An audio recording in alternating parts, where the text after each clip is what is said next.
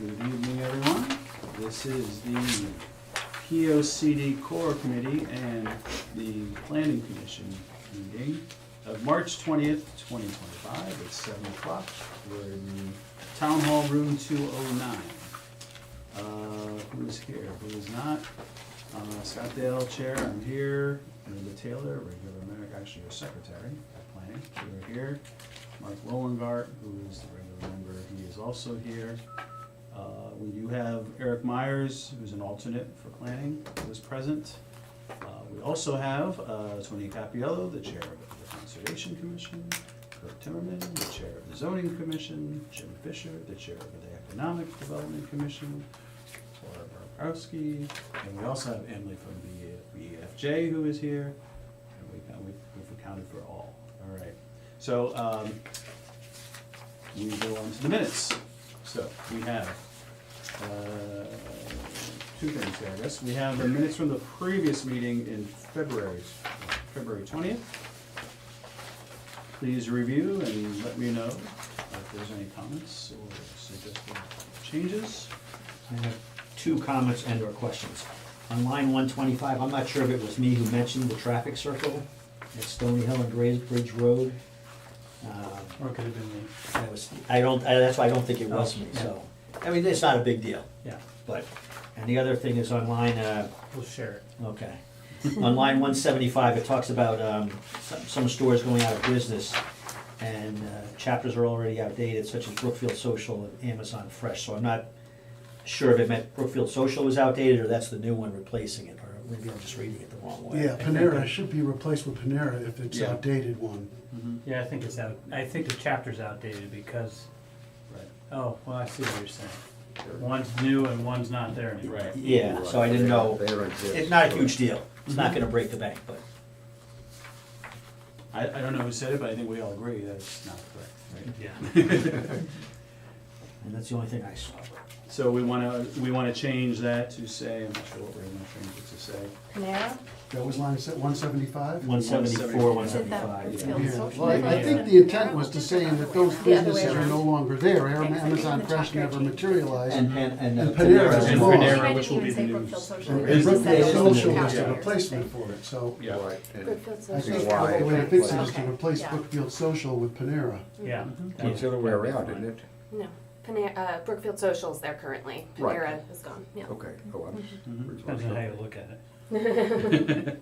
True. So, are we clear? We wanna Yeah, well, one of them, either Amazon Fresh changes to Big Y, or Panera changes to, or Brookfield Social changes to Panera, Yeah.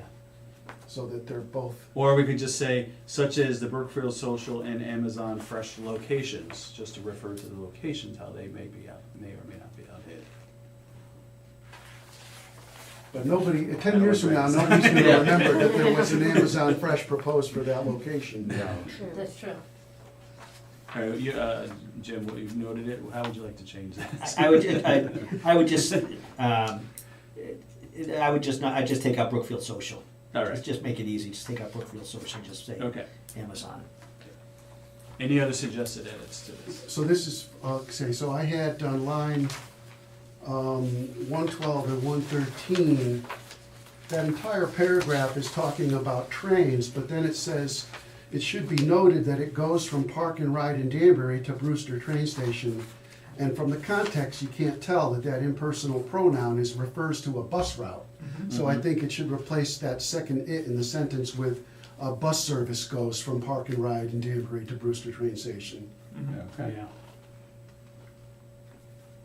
very good. And on line 121, it talks about at Grays Bridge Road where the traffic light lasts 5 minutes, but there is no traffic light anywhere on Grays Bridge Road. So we must have been talking about a different location. We're talking about 133 at Federal Road. Right by Faith Church. Yeah, That's the yeah, one we were Junction talking That about. was the conversation, yeah, Yeah. I remember hearing that. Yeah. At the cornfield. Yeah, So About it's that. Junction. Junction Road, yeah.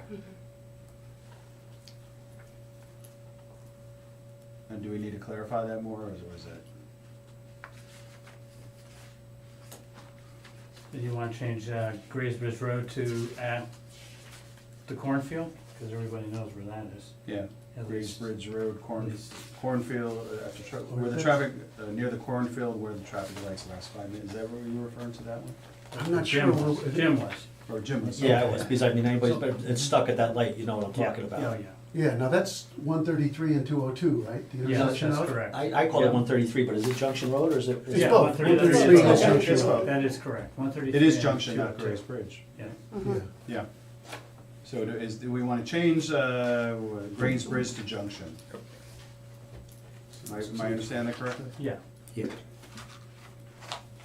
Okay. And we'll But just to clarify, Junction Road does not touch Graves Bridge, Stony Hill Road does. Does, yeah. But I believe we're referring to Junction. Yes, I and know, I Federal. just, Okay. you made mention that. Just to confuse us Junction more. Road touches Graves Bridge, I'm like, Thank you. Okay, so we've got, anything else anybody would like to bring up?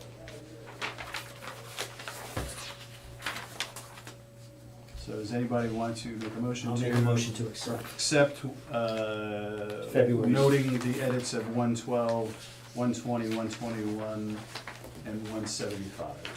I'll second that. Any further discussion? Ayes? Aye. Aye. Nays? Abstain. Abstain. Very good, all right. Here we go, is there something else here, feedback? Am I missing here? Oh, we covered that, okay, very good. Okay, then, now we're on to, yes, the plan of conservation and development, and we'll turn this over to Emily. Okay, hi everyone. So you can see I'm here alone tonight. Frank is on vacation in Italy, so he couldn't be with us. But I think we have a pretty good agenda for tonight. First, if we look at the project timeline, I'm sure we're all sick of looking at this by now, but I'm not. you can see that we're on schedule. We're in March at 3:20.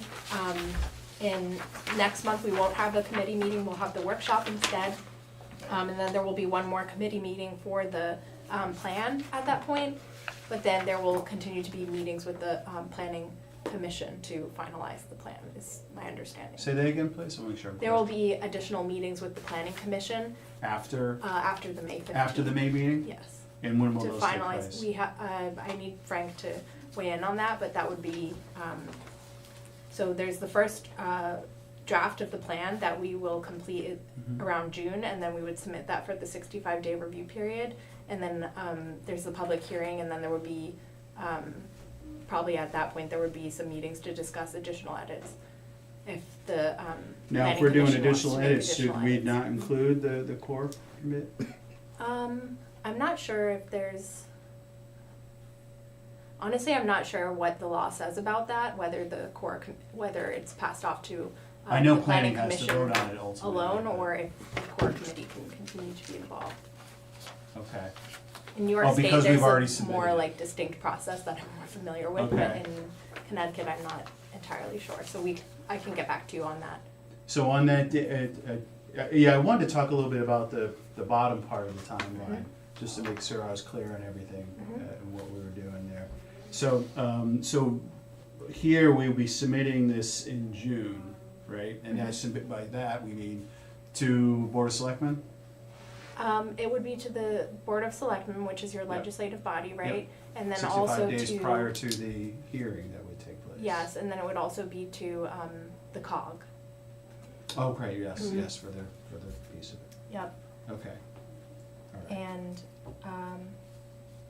yeah, so after the workshop, we would come back in May and discuss like broader edits to this Mhm. first draft, Yep. so that that first draft can come together by June, Mhm. by sometime in June. Is it reasonable to think that we can do all that by that May meeting? I guess we'll know better. I think it After is, tonight, but it yeah. depends on how everyone's feeling about the state of the chapters right now, and Okay. I guess what we see, at the public workshop, if afterwards there's a lot of things that people wanna change. Right, okay.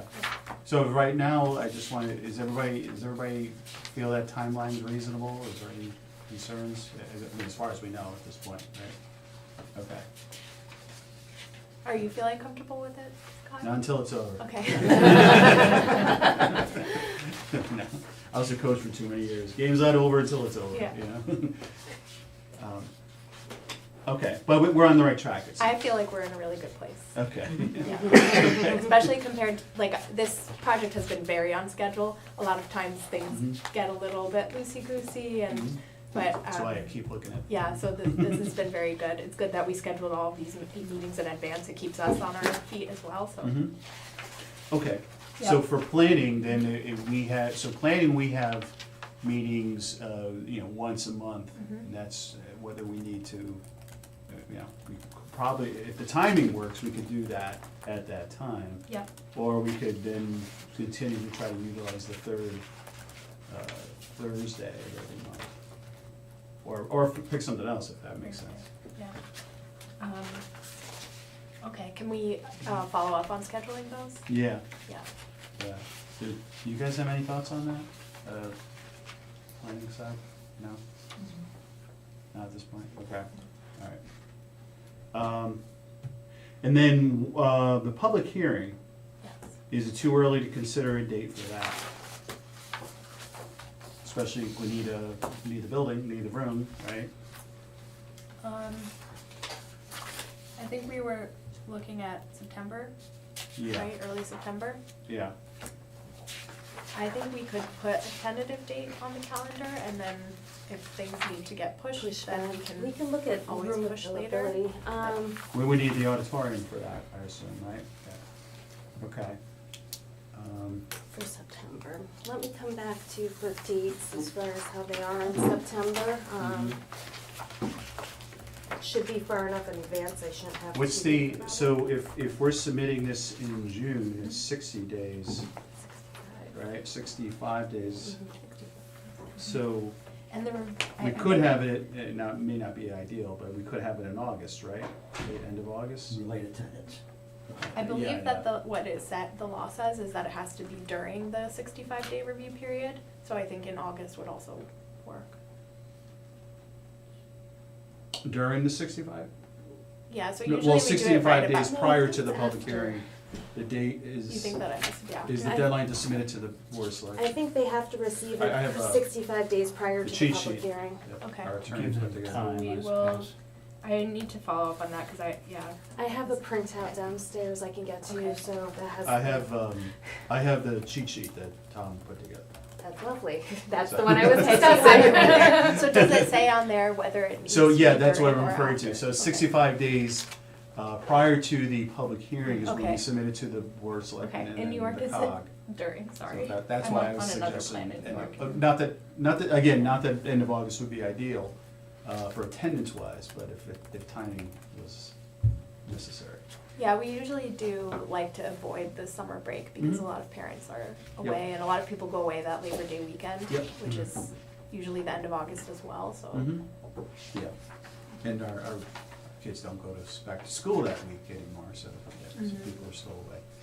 Scott, do you anticipate it going for more than one meeting for the public hearing? Well, that's where I was going, yeah. Oh. If that was the case, then maybe you do something earlier, Oh.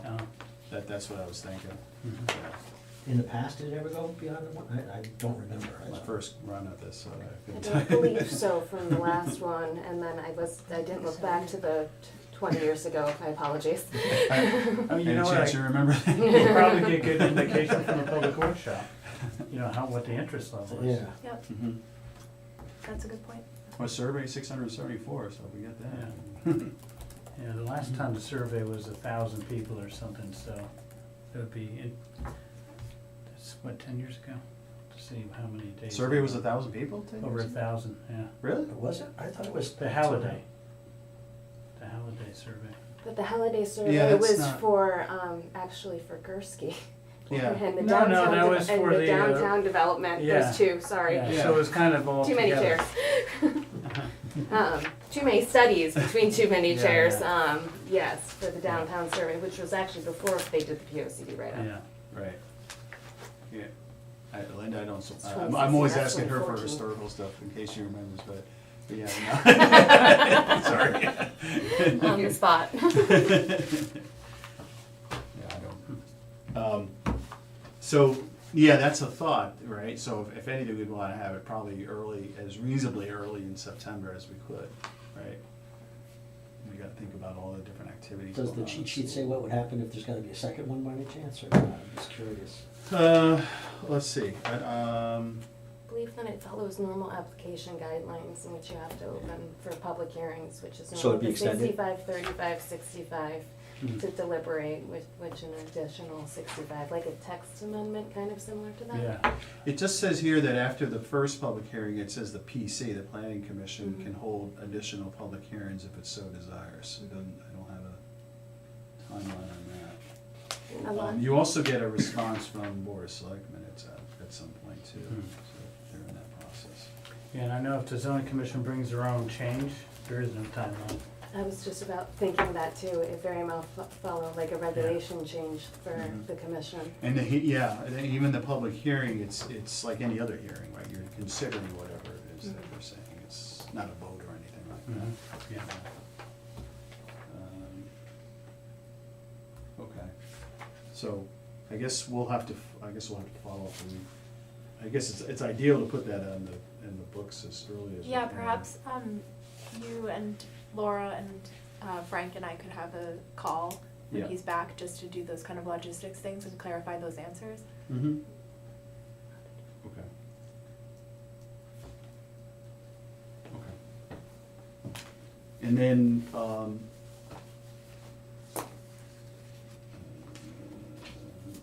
you have another, revision, you have in here revisions and adoptions if needed after that point. Okay.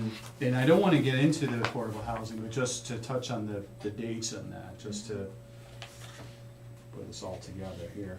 So, I don't know if are you aware, what it was, where we should start discussing that at some point, right? The idea, I think, was that once after yeah. this is submitted, there's some time during the summer in which to address that.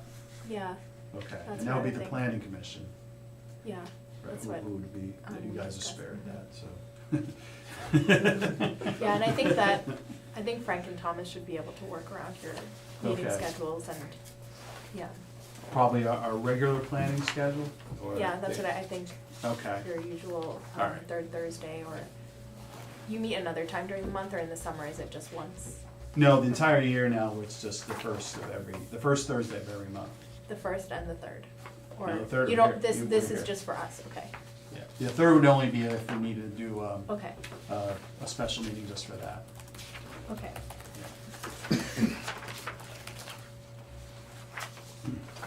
Okay. All right, I think I'm good on the timeline. Okay. Well, the next thing is also on your timeline, is the upcoming workshop, which you're all aware of, that will be at the high school in the cafeteria. Do we have a map of the high school, or? I am trying to get it, the fire marshal told me he does have a layout, however, I couldn't get it to today, so Okay, I'm that's hoping I can get it by tomorrow. Yeah, and maybe we can make like a little, map to, a diagram to put on your, website and Yeah. on the doors, and then we'll also make signage that we can put up Mhm. around the school, with big arrows that say where to go. Mhm. Yeah, and we can bring those. And then I also have, flyers, I don't have a ton of them, but, you can take a few and then, pass them around, and I think if we need more, Laura, are you able to print more for Absolutely. everybody? I just wanted to give a couple for today. What is, yeah, I just wanted, what's asked of the folks here for that? Yes, so the public workshop, we're going to be doing a round table style workshop. So, the layout will be, we'll start with a presentation that will probably be about 30 minutes, maybe with a little bit of buffer time just in case we go longer, but the contents of the presentation will generally be, the goals and recommendations that we've come up with, for each of the chapters. That will be the focus of it. Okay. So that we can get some buy-in on those. And then, after presenting those for each chapter in not too much detail, we will go into breakout tables, which is why we wanna do it in the cafeteria. And, typically when I've done this, usually don't get, it really depends on the size, of the meeting, so it's always good to have some extra tables, just in case, and usually we have like 8 to 10 people at each table. So we can plan on having 8 to 10 Uh, participants, public public people? participants, Okay, yeah. In some cases, we've done more than that, like Yeah. 12 or so, depending on what the group size looks like. And at each table with the participants would be someone from my office, BFJ, and also hopefully a committee member. And some of the tables might make more sense if it is staffed by a committee member or a staff from the town. Hopefully, I don't know if Greg can come. I've already been telling him. Okay, yeah, so. We'd appreciate his expertise. Yeah, so 1 or 2 people who are part of the, project team, at each table. What we usually do is we have someone who kind of has a focus on certain issues, like economic development or housing, for example. We would say like this table is going to have someone there who can speak to that, or transportation. This Right. table, we have someone there who can speak to that, and that will be, our transportation planner. And then for like open space, we would probably want conservation commission there, and so forth. So- And then, yes. Go ahead, I'll let you finish. So typically what we do is we break out into those tables for about 45 minutes. At each table, they select a note taker. We bring these big sticky note boards, and they'll write down the big ideas that come out of the discussion. And then after that, like about 45-minute discussion, each table will send up a speaker to give a 2-minute overview of what was said at their table. And in some communities, they're more comfortable having that be a commission or a committee member, or one of us presenting back, or it could be a member of the public. Okay. Okay. I was just gonna see how, we have 7 chapters? Is that 7 tables? And is that roughly it? Is it 7 chapters? Or Without the 10, intro and the, maybe. Well, I'm not counting like the I would put graphics. sustainability, I would Yeah. probably still group with, or perhaps still group For the with open future. space, we can decide on that, but yes. So that's, yeah, 7, yeah. So should we just align people with some of their background, like economic and Conservation, conservation? Yeah, and I think right now the only zoning recommendation we have in there, I think is I think I put, for now I put that MC one, I think, in this later chapter, which we And can, review this thing more talk than about, once but- every 10 years, right? yeah, I think we don't need it, we don't necessarily need, I mean, the tables don't necessarily need to match each chapter, Okay. but we can say they have a person who can talk about this, and then you can talk about anything you want at the table. But if you have a particular pressing concern about, like something in the zoning code, then we wanna make sure you're at the table with, someone from the zoning commission. So if I'm sitting at the economic table, I can talk about transportation? Yes, Oh, so okay. we just kind of have it as Maybe like, I'm if there's a misunderstanding. question you have, then you might wanna sit at this table with this person. Mhm. Because what happens when we do it by topic areas for table is everyone goes to one table, Oh, or so people people are will rotating try. around? No, people aren't rotating Okay, around. It lost. gets very chaotic and, yeah, it gets very chaotic and it gets noisy. I don't Mhm. know how the cafeterias, is, but if you get a lot of people moving around and talking and going table to table, it just, in our experience, it doesn't work well. Okay. So I think the best way to do it is to have tables where you can talk about anything, you can go to the table that's closest to you, and it might have somebody who focuses on, conservation or transportation there who, so if Okay, people do have so the a tables are not preference. specific to a certain area of the Yeah. city, I see. Mhm. So you want to mix on each table? Yeah, Oh, okay, yeah, that's easy. Or you might have a specialist at this table A and not table B or something. Right. yeah, and then we will also have that housing table, Mhm. as well, so that one will be a little bit more geared towards, housing. So housing will have its own table, Yeah, okay. Any others will have their own table? no, because the housing one is simply because of the, affordable housing plan. Okay. So we should have planning on there, probably, so, okay. All right. Yeah, so, I guess we don't necessarily need to know how many people from the committee are coming at this point, but it would be good to get kind of a head count in advance so we can think about it. And then from our team, we will have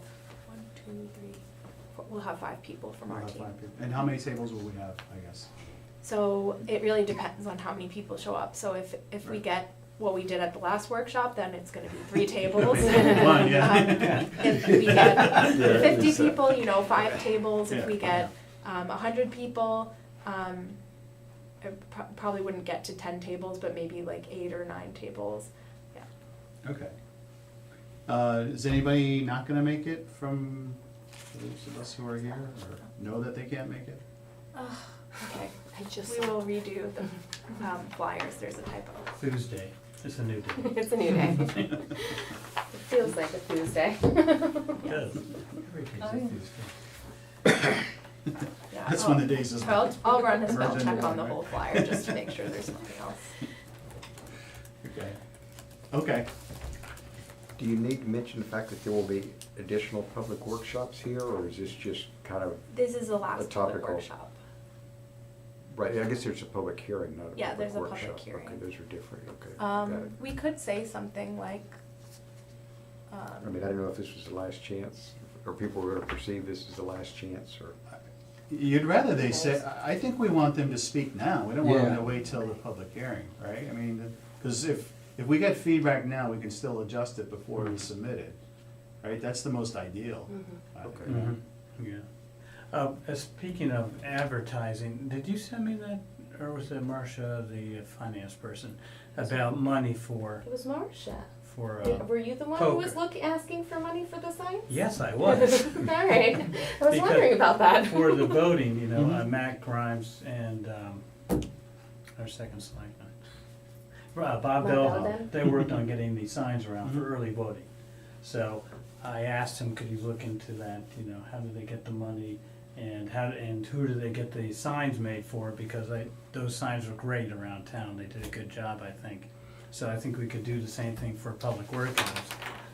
I don't see, I don't know about format, put them sideways. But, I thought that worked pretty well. But we'd want to get those up 2 weeks prior to the event, correct? I would think. Yeah. yeah, I mean, if you have like a size or something, we can graphically modify this to fit whatever the size Yeah. of the sign is. All right, And of course, we'll have a public hearing too, so we'll be able to, maybe we'll get a deal on the signs, I don't know. yeah, two sides to it. Yeah. All right, Mhm. I'll find out what that, I'll look at the email, I haven't looked at it yet. But there was money. We do have money for it. But I'm not quite sure how many signs we were looking at. I don't know how many signs Yeah, were secured for early voting. I'll ask Matt. Because I wouldn't even have an idea on the number on that, to be perfectly honest with you. Yeah. Okay. Okay. Okay, does anyone else have questions about the public workshop and how that will be done?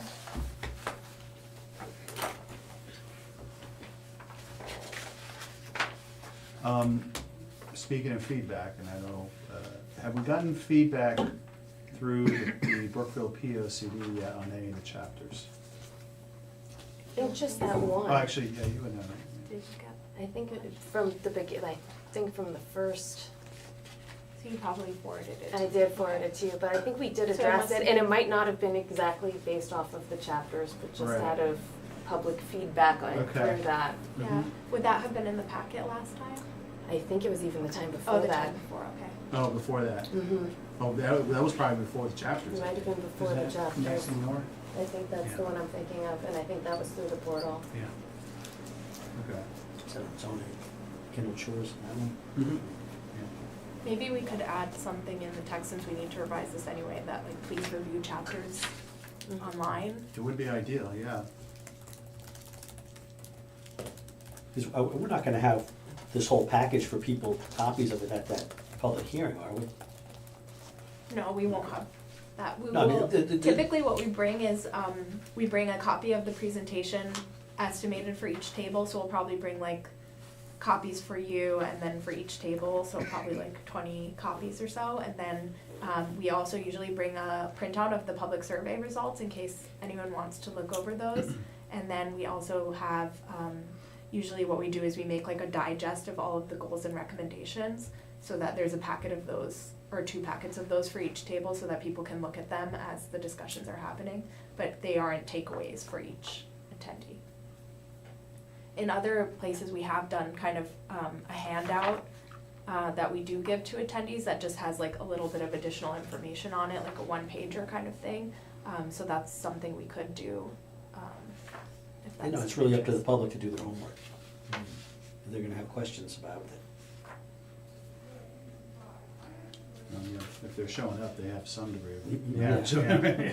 They're motivated. Okay. And then my only question for you is, could we have a draft press release for the public workshop? Yes, I think I did send you one, Did you? but yeah, let's, make sure we proofread that before, just I'm like, now, I'm spelling days of the week wrong, so. They all blend together at Yes. times. And maybe in there, we do wanna add also that the chapters are on the website, that might get some more traffic. Mhm. Yeah. Do your homework before you're done.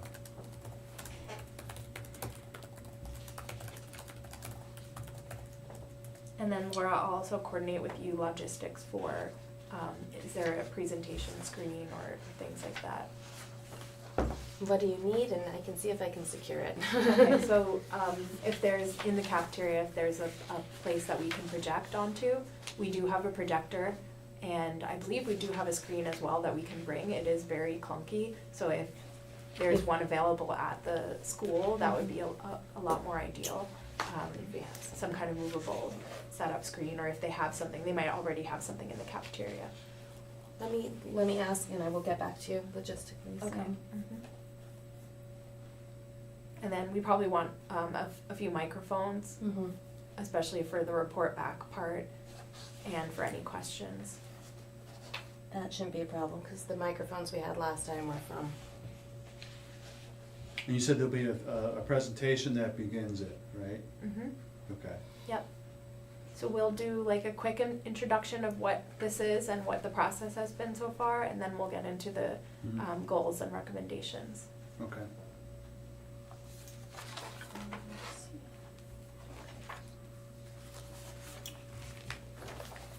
Okay, and then the next thing on the agenda, this is also something related to the public workshop. This is a good opportunity to get that vision nailed down, or at least, you know, this is our next and maybe last opportunity to get some public input on the vision in person. So I did want to bring that back and take a look at it.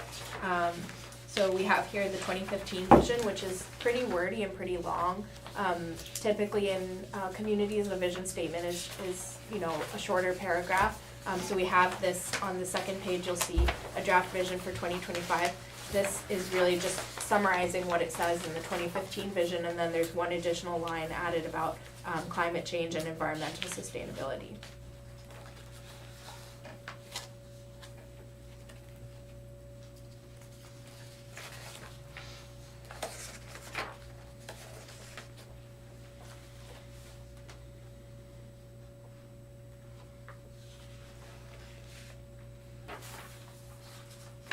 Are we looking to finalize this tonight? I don't think we need to finalize it tonight. Good. And, you know, but we should finalize something before the public workshop that we can include in the Yeah. presentation. And then, the other thing we could do is we can have in that packet at each of the tables, have the draft vision or have it in a separate sheet so that people have time to review it. We've also, at some workshops, we've printed it big on a board, like we did at the first workshop, so that people can see that as they're coming in and out and leave comments. But we should agree on what it says for the public workshop. Any, like, I guess maybe any themes that anybody has in mind? I mean, I have a couple of ideas. Like one, you mentioned resilient at the end, but I'm thinking about what we talked about with economic resiliency. So somehow I wanna throw that word in there, you know, even if it's not necessarily word economic. And then the other thing is that, you know, I mentioned this, we keep going back to some of the demographics and how young people, we're missing something with the young people, they're, you know, and whether it's a housing matter or something like that, but how do we keep the young folks near here? So it's not a sentence yet, it's a theme, but something I'd like to maybe expand upon it some way. If we wanna just throw some stuff out there, maybe. If we have any, we can go back I think sustainable is a word that most people don't have a real clue about what it might mean. I think it would be helpful to try to define that sort of, as you mentioned, more across the board if you're gonna throw it out there, because, you know, whether it means buying, you know, reusable napkins or what the heck it might mean, everybody's got an opinion about it. Mhm. Yeah, in planning, we typically talk about those like 3 E's of sustainability, which is like environment, I think the E was for equity. I don't know how people feel about equity these days, but meaning more of like community sustainability, and that could even include something like retention of youth under that belt of sustainability. And then the third one is environment, which is what people tend to think more about when they're thinking of sustainability. But those 3 E's kind of work together to create a cohesive community. And the other thing that I remember I was thinking about, like, just what this whole thing is about really, right? It's balance, right? And how you define balance between, you know, conservation and development, right? That's what it is, that's the entire thing. We're defining what that balance is for the town, right? So, And you know, you had mentioned about economic resiliency, but maybe also infrastructure. Because the, related to climate change at the end, that's part of it too. You know, whether it's battery backup or microgrids or whatever they are, to have that. part of the town adapting to that, right? Yeah, Yeah. right. Yeah. I mean, stormwater planning, stormwater retention, everything, you know, I mean, we mentioned it, it's all, a lot of these planning parameters, such as what's a 25-year storm, theoretically are changing. I mean, it's, where I've lived in the past, it's a nightmare because developers will scream that, you know, it's gonna make us have bigger retention areas, we lose land, on and on and on, so. So I think that resiliency word encompasses a lot. It's preparing for the worst and not having floods. Right. And then recovering from it quickly if something does go But wrong. yeah, I mean, everything from sizing culverts on up is just, you know, at play, and maintaining them too becomes important. But I like the other part, it's sustainability and you know, for youth and stuff. That also is a measure of resiliency. You know, we keep a wide range of ages here in town. But it seems like education is not really something that's featured in the plan of POCD at all. I guess it's sort of, It should be, you know. I mean, is that, I don't We're know. taking it for granted. Is That's that not- plan or conservation? Yeah, I'm not, is that more? It's a Well, little- it is, very much. of development and housing, and, Yeah. I mean, education is, I mean, I've got 2 kids that live here, and I've got 2 grandkids, and, you know, they're already looking at, they're both very musically interested, and they're going, well, how come the high school doesn't have a band program and this and that, and so forth. So, I mean, I'm hearing things like that from them, you know, they're looking at surrounding communities and saying, well, you know, do these have more attractive educational features and facilities? And, you know, like I said, if you try to attract young people, that education is a huge deal for them. Yeah, that's why we moved here. You know, we looked at surrounding towns and chose the schools And here. Brookfield seemed like. It's always been a draw, yeah, I think, for Brookfield, its reputation. Yeah. And it's funny, it's not mentioned in the plan at all, which is, that should be at least in the vision statement, I would think. I mean, Yeah. somehow, I don't know how, but How would we state that? maintain the quality of education or schools that, the systems that we have now. I mean, most people know Brookfield, I mean, it's always in the top 30 of the state. And that's a huge selling feature. I'm not so sure about it now. Well, I hope, I That's have to a- say it is. So we have to have that vision then. Yeah, right, this is true. That would be a good vision. It was when my kids were graduating. I'll put it Right, that way. yeah. But it is, I mean, I guess it's excluded from the state requirements of the POCD. It must not be in there, or it Yeah, would be I'll in respond a here. little bit to that. So in the community facilities chapter and in the demographics chapter, we do talk a little bit about like the enrollment data and what the school facilities are. But generally, the school does their own kind of planning work. So typically we don't overstep their, you know, their mission. Yeah. But the town does tend to fund them, Yeah. And it is like, you know, it's- yeah, Maybe something in the vision about supporting the educational opportunities in Brookfield. I think that's, Yeah, I mean, that's my, Yeah. my one point You of could say feedback enhance from the 2 kids collaboration. is that, you know, Mm-hmm. it's been primarily, as you mentioned, it maybe the numbers are slipping a little bit, but, you know, their particular interest was the music programs yeah. at Brookfield seemed to be less. And that was struggling back 10 years ago when my Yeah. kids were in the school. I mean, Was it it? was, I yeah. mean, they don't have a My marching kids have band been in the anymore? band. I don't know. I mean, the No, mar- they don't. the band was, you know, 20 or 30 kids. Yeah, my son's in a band, so, Is he now? yeah.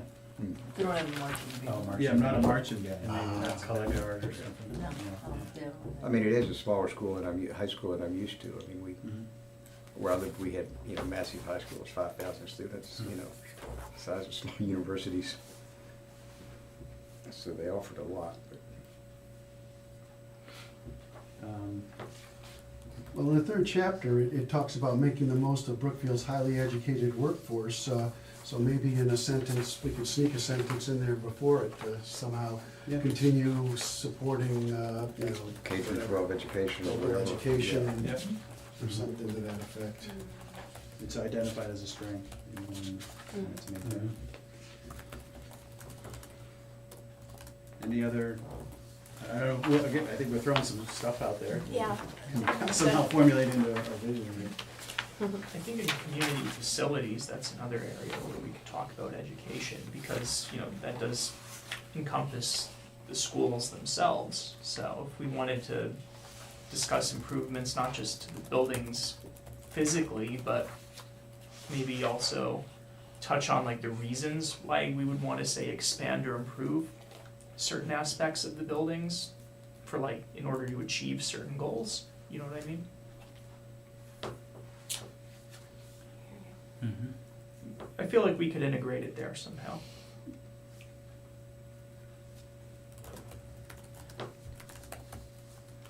Yeah, sort of as a measure of our support. for Yeah, education. yeah, exactly.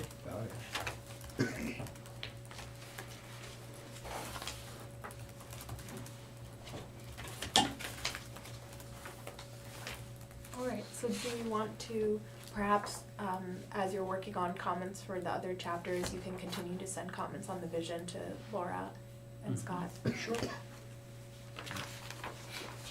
Somehow we'll put something together for the workshop. Yep.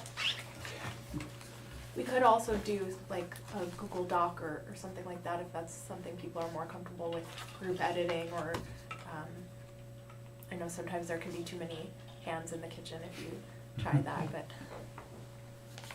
I think it's best if we just send our comments and Have a Just professional being sure if wordsmith it on it. turns into a conversation.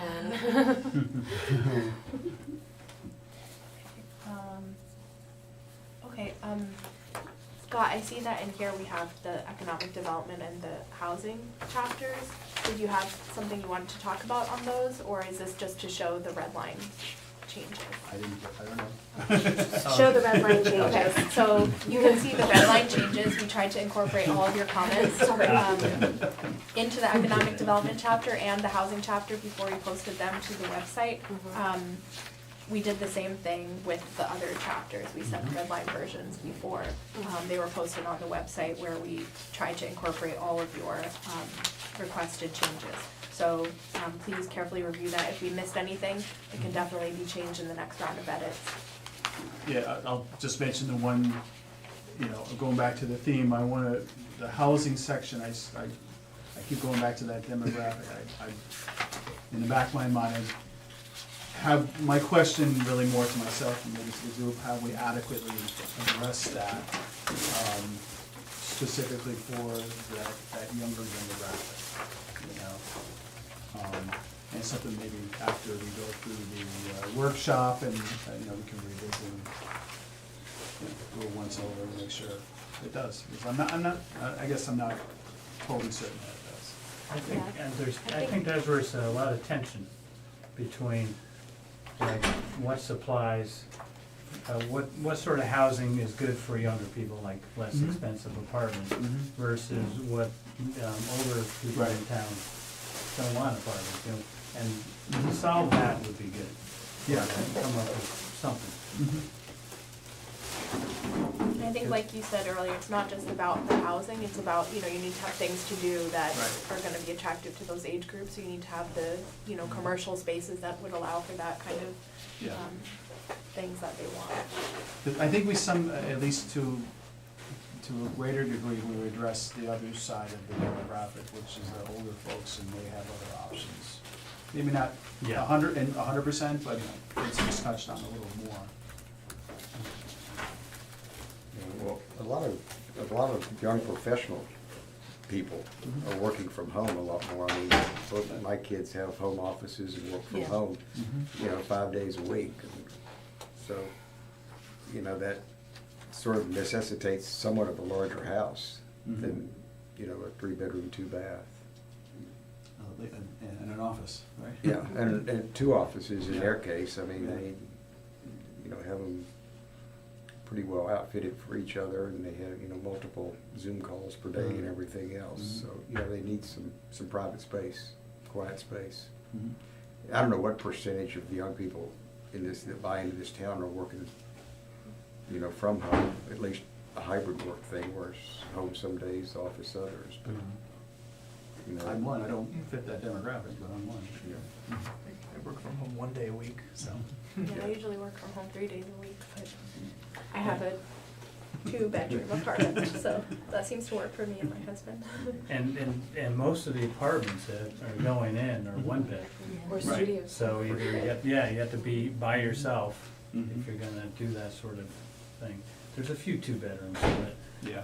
I don't even think we have 3-bedrooms. We do have some 3 bedrooms, a very limited quantity. I Yeah. wanna say like 28 for some reason, is Yeah, the number popping in my very- head. It's almost a fingers and toes count, yeah. Mhm.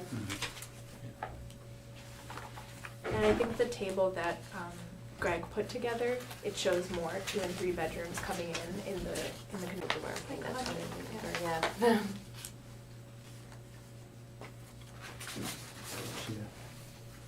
Okay, so can we keep moving from Yeah.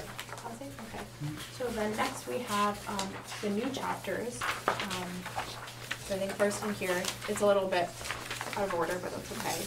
We can start with infrastructure and utilities. Did you have a chance to read through this? I did some too, yeah. Yeah, and I guess it looks like you've talked to a lot of people. I mean, when I look at these later chapters, I see more information in here than or not more information, but it seems more in depth and less edits. But not that I'm an expert on this, but than the earlier ones. It's like you're getting to know the community. Yes. But it is, this is where this area of concerns is, I guess, that's kind of important, for stormwater and for aquifer, and when you don't have as much sewer around.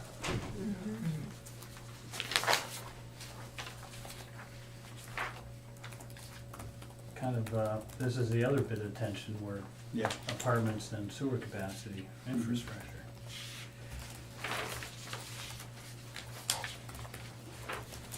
I have a new person question. Is the Brookfield Water Pollution Control Authority, is that like an independent authority under the town? Mm-hmm. Under the state, state kind of controls them, it's a town thing, but they have their own budget. They have their own They- budget, that is correct. They're their own entity. They, So the town doesn't really have any sort of governance relationship with them? well, of course, we have a relationship with them. We have a town staff at WPCA who are their town employees. But it is in some ways its own kind of regulatory body. Is there I like a think they board? set their own goals though, right? I think they do set their- Or their own direction, I should say. And they're governed also by their own board. Mhm. But, I mean, I would assume they would be dictated by the zoning future. I mean, I would hope they would be, but maybe they're not. I mean, No, that that's- I seems think to it's be a more like real, the other way around. Yeah. real disconnect is, So, I mean, zoning, if someone wants to put up a building, we're just one aspect. They have to have a sewer connection like in the downtown. And, you know, we give a permit or approval, but stipulate they have to get a sewer connection. And that's not our purview, and it's just theirs. And they have their own budget, they're their own entity where they charge people, they get money, they spend it, they maintain, set their own rates. So where it said that Brookfield contributed $5 million on the bottom of the first page of chapter 9 to Danbury, the town of Danbury, for a project, was that actually Brookfield or was that the WPCA that contributed that money? I believe it was the town. See, that's where it get really gets confusing money. to me Yeah. about, you know, if the town wasn't involved with that, on what basis did they give money to Danbury? To buy their To sewer buy the sewer capacity. capacity. It's But I mean, almost I as would- if the WPCA implements and runs the They operation. build a physical that- system and Yeah. maintain and operate that, and do they collect fees for that? Both, they hookup fees, you know, so Sure, then, connection and then they fees, give yeah. you 20 years or whatever to pay it off. And Okay. then usage fees, and then assessments once in a while, if they need to update, you know, different aspects and they find that they need a little more money. In fact, they just had a public notice in town saying, you know, these people are gonna be assessed certain amounts of money because they have to upgrade certain pump stations. But they give the allocation of wastewater capacity out, obviously Yeah. with payment, but they're the ones at Danbury versus what the water pollution control people paid, because it seemed like, Yeah, I think it's looking two different ways. The town pays for it to get rid of it, and the WPCA pays to collect it. Okay. Because it just seemed like a really awkward situation to me where the town had, you know, I wasn't sure whether the town had say in, you know, where they wanted to advance, or if they wanted to advance sewage collection systems, or if it was only done when there was a customer that was willing to pay for it. Oh, well, you know, I think they also have, you know, there where they want to put it. So right now, it's just commercial properties down Federal Road. But like you see on the Obviously, there's a bunch things of here, sometimes apartments. there's failures that are close by that they'll pick up too, you know, to, And failures are when a particular facility septic tank fails and can't be rehabilitated. yeah. I think the health department will gets, do the septic, so it's separate.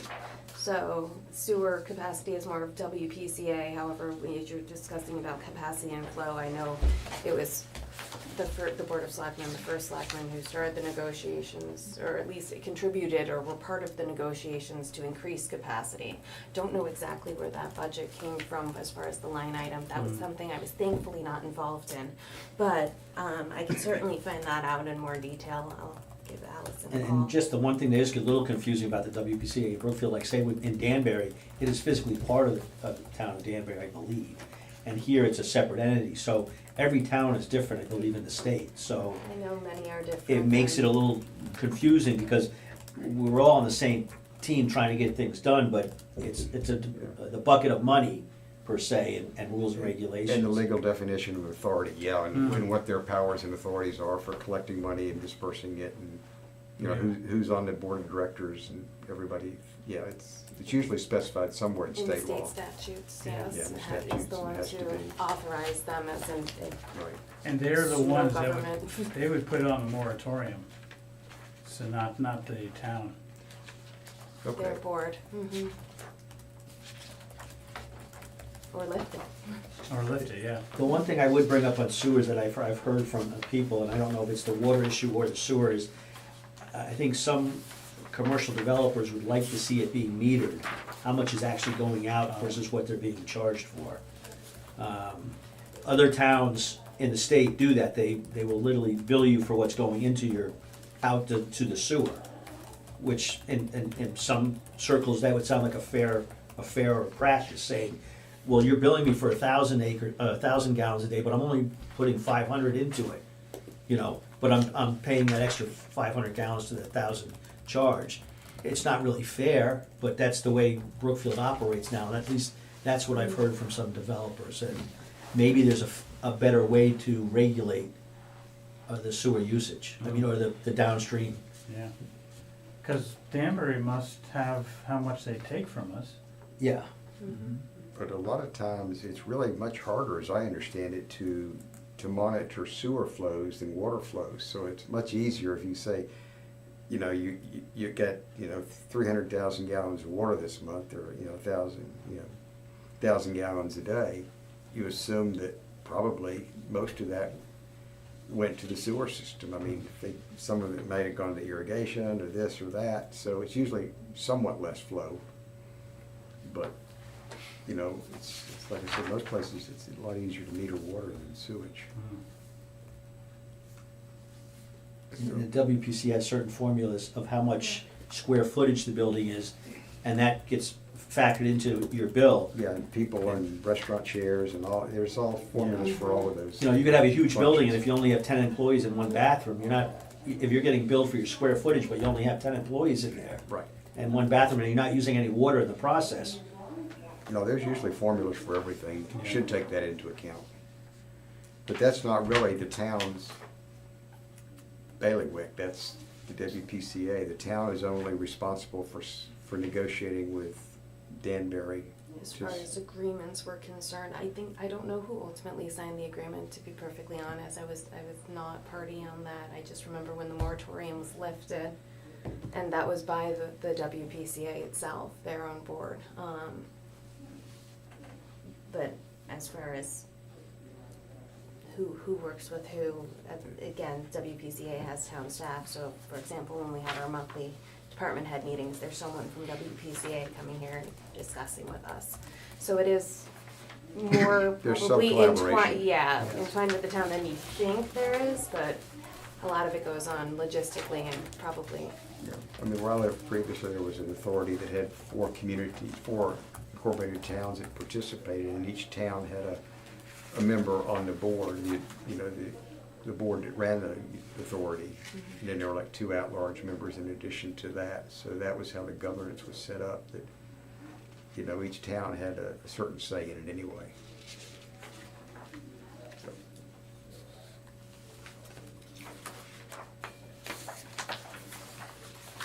Stormwater, I can see like zoning regs changing to adhere to the latest ones. The 2023 Connecticut Stormwater Quality Manual? Yeah, that one? Is that actually mentioned in that? And I see the It is goals and mentioned. recommendations, goal and recommendations. Mm-hmm. It's, Public Works and Infrastructure brings it up a little bit. And with the Candlewood Lake too, because there's a lot of the runoff there. Some is septic, failing septics and everything, and I know they're adverse to paying to have it sewered. But I wonder if people would feedback on reducing or, limiting the number of bedrooms up there. I know Nancy Knorr talked about, they used to have stuff up there. Right now, I think it's only limited by what sort of septic system you can put in. For which For exactly? Candlewood Shores? Not exactly. So they do have to do, if they're building a new house for Candlewood Shores, there are zoning regulations as far as the amount of impervious coverage, Yeah. the building coverage, and they do have to provide there's a certain area, I believe covers Candlewood Shores and I think some other lake areas, that have to give us a stormwater management plan. Yeah. Where it wouldn't be necessarily required for a normal residential build in a different zoning district because of the limited amount of acreage. So I guess, is what we have enough, considering is the lake getting worse? Does it need to get better to keep the lake from getting worse? I mean, I don't know when they came in. They've had studies. Yeah. I mean, it seems like just driving through that area, it looks like there's bigger houses are replacing smaller houses. Absolutely. Yeah. And I hear at the barber shop, which I hear a lot of things at the barber shop, is that, bonus rooms get converted to bedrooms by adding closets and things like that. And there's a lot of I don't know what you wanna call that, but, after inspection changes, that can. Gray areas. Yeah. Gray areas, yeah, whatever you wanna call it, but, you know, it's, I mean, some actually take two lots and merge them, but I don't think that happens too often there. But I I mean, think they just put a large house on I a just, small lot. I just see a lot more square footage going in there from what used to be A a cottage. summer cottage to a year-round residence for good-sized families probably. Some of the properties in Candlewood Shores themselves have deed restrictions on them on the height, the size of house that they're allowed to build, but not all of them, interestingly. So it's a little bit of a mismatch on that. Yeah. One thing I noted, looking at the map, and looking at maps like this in the past, is it seems that all the areas of concern are really more along the lines of Candlewood, but yet along Willanoa, there's none. And that's the, and I know there's a little more density of housing in the Candlewood Shores area. A lot. A lot, I live there. yeah. But yeah, and I don't know if that's the only question, or the only, I guess, contributing factor there or not, but yeah, or is it because it's a river, not a lake, where if river things continue to flow, Yeah. you know, why You not, mean would not be. Candlewood versus Lake Willadonna. Yeah, Shoot, yeah, it's they really did say, Housatonic. well, we were told this is really the lot sizes, Yeah. It's really what? the lot sizes. On Lake Like- Willadonna, there's Or 80 larger up lots. there. than But there is, Some I think it's in the locations. natural resources section, Yeah. there's some language that Plus, we could says literally be sending it Villanova is downstream. impaired as a Yeah. water body, Uh-huh. but the map certainly doesn't We reflect also got that. stuff coming from The the map says. north. Valid point. I think we have to double check that one, because my colleague, he was looking at 2022 maps that they had, so the state, they had maps for rivers, groundwater, I think a separate one for streams, a separate one for lakes, for the water quality maps, and then in 2024, they have one where they're combined, so on the combined one, it didn't show it as impaired, and on the 2022 one, where they separated them out, it does show it as impaired, so that's something we need to. I mean, I know they got the same, I mean, I live Yeah. near Lake Lovenoa, and they've got the same Yeah. zebra mussel problems, the same Eurasian milfoil, everything else is the Yeah. same problems as. They definitely have all of those problems, but the impaired component of it is more of like if it's safe to be swimming or drinking. There's lots of people that Yeah, water and- ski, and I and there's know when lots we of people talked to that, them you know, Yeah, we talked to the lake authority there, and I know that they said that they would not encourage any swimming in there. It would be like extremely dangerous. And Dangerous from debris or from like chemicals? they are not testing it regularly, so they don't know if there's some kind of algae bloom that could occur that could be, you know, unsafe for humans or dogs even. Mm. Yeah. But I remember they were saying that they don't test that regularly, so I don't know if the state data even reflects I mean, what. I'm sure it's got the same, you know, should have the same testing as the Candlewood Beach to Town Beach. We don't have a They town don't. beach though for Lake Yeah. Manola. No, I say it should be the same if there was there's not much public access. I mean, It's only Only boats. boats. yeah, I mean, we have a little And I think they had, they mentioned Association in those big Beach sign, I don't know. if boat that's- ramp, boat dock where I live, by the cove. and- On Willamette. Yeah. Do you swim in there? I personally don't, but my grandson loves to wade and play in there. And I see a lot of people, you know, skiing and tubing and, you know, Yeah. all kinds of boat-related activities that are in the water a lot. Yeah, I think that what they were saying was that the Candlewood Lake is tested every week Mhm. during the summer, whereas theirs is not tested regularly, so you No, wouldn't it's- know if there was. No, that's, but there's not much public access at all. Have we touched on all areas of infrastructure that we need to touch on? I don't, that's one thing I wanted to say is, Okay. I think it's great that we have a lot of detail on sewer and water infrastructure, but I think we should also include things like electrical infrastructure, telecommunications infrastructure. I mean, initially, when I was looking at the schedule, we called the chapter infrastructure, utilities, and energy. Yeah, so the energy, sorry, this is the same with the chapter 10 that you received Mhm. yesterday. Some of the energy stuff is covered in there, Okay, but I don't believe that we have touched on internet communications. okay. It might have been in community facilities, but I will put a note You don't recall it either, okay. No. Yeah, so just, So that's in sustainability chapter?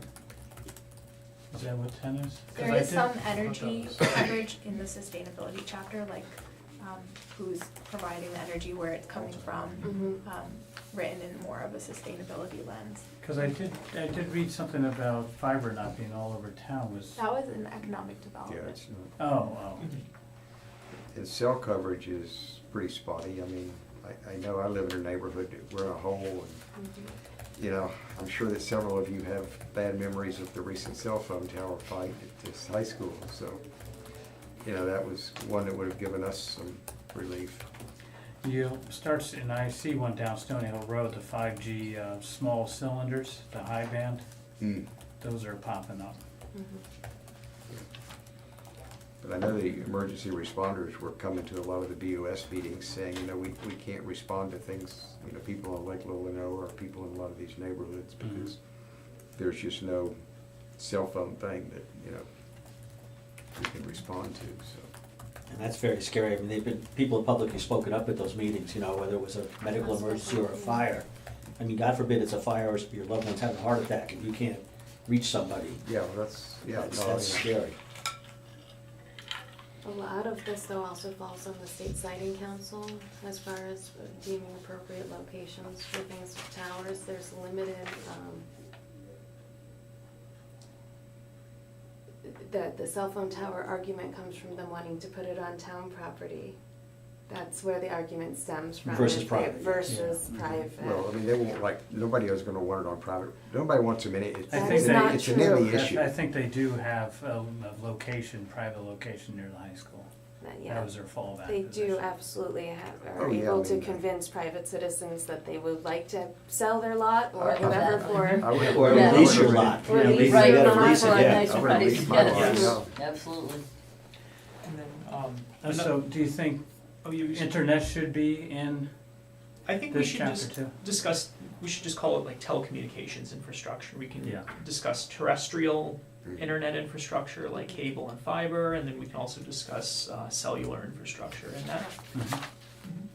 And does it go in economic Telecommunications development? Yeah, we just call it Okay. telecommunications. You know, I think it can be in both, but the infrastructure aspect can be here, and it can be part of the resiliency too. I think it is an infrastructure issue that has a benefit, an economic benefit. Yeah. That's my way of thinking. Yeah. It goes back to economic development too, because, you know, as you were saying, with a lot of people working from home, you need good internet, Yeah. otherwise you Yeah. can't work from home. Yeah. So, Especially with the rise of A1 and everything else, I mean, with computers and everything else, we're Yeah. gonna need to have the energy and the wireless and the internet and Mhm.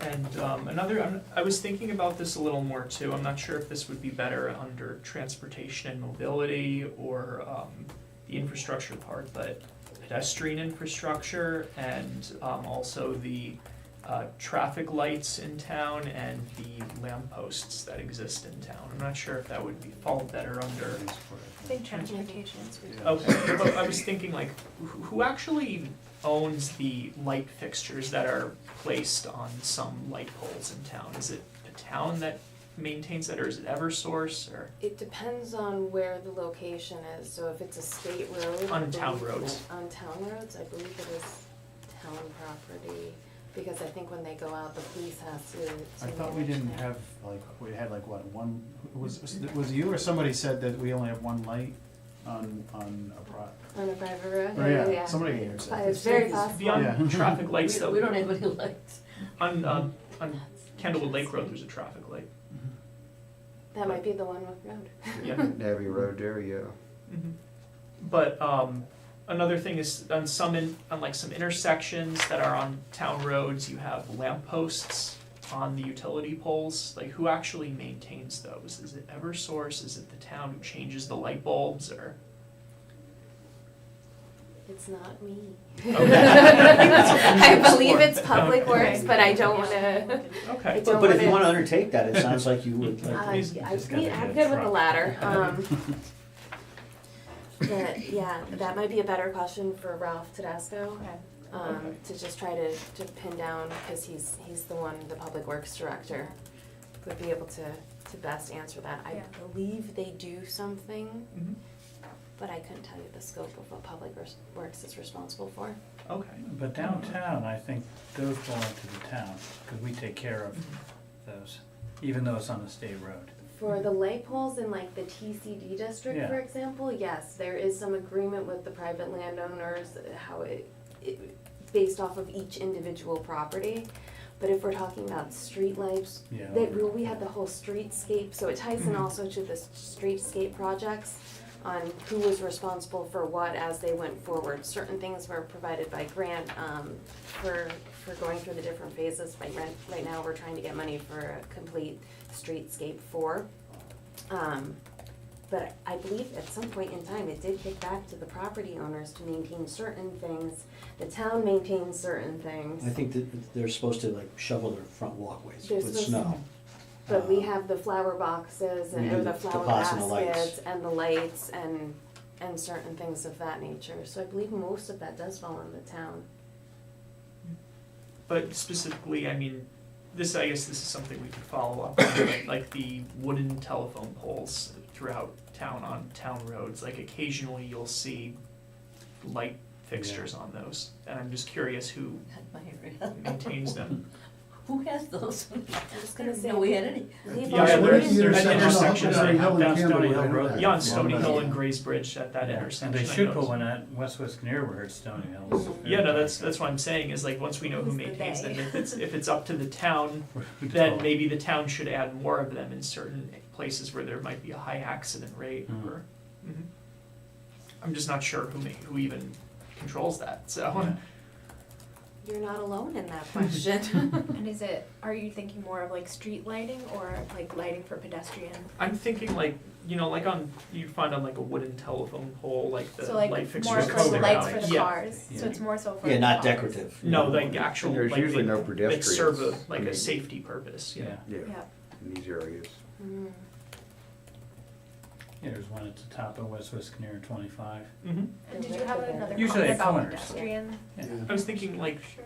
for, Brookfield doesn't have really many sidewalks, but that could be something that gets touched on, is like the sidewalk infrastructure, and if possible, maybe if it could be expanded in certain areas where there's say a high rate of pedestrians. Mhm. I think we I think talked that a would be- little bit about expansion on Federal Road, but I don't recall exactly. For what. sidewalks, Or yeah. even on like town-owned roads Yeah, too. so other town-owned roads. I'm thinking like Candlewood Lake Road, for example. Yeah. I can imagine people would use it if there was a sidewalk running up Candlewood Lake Road. I Near the think- schools and near the parks. Yeah, exactly. Do you know if the town has any kind of like sidewalk inventory? Or like plan for, I would talk to Greg about that as far as the sidewalk inventory. I know some of the problems, for example, on Candlewood Lake Road, some of those properties go almost entirely to the street. Mhm. So there is not always, Very little right away. There's narrows. Yeah, there's no room. Places there's too. certain places where I don't think Mhm. that there's even,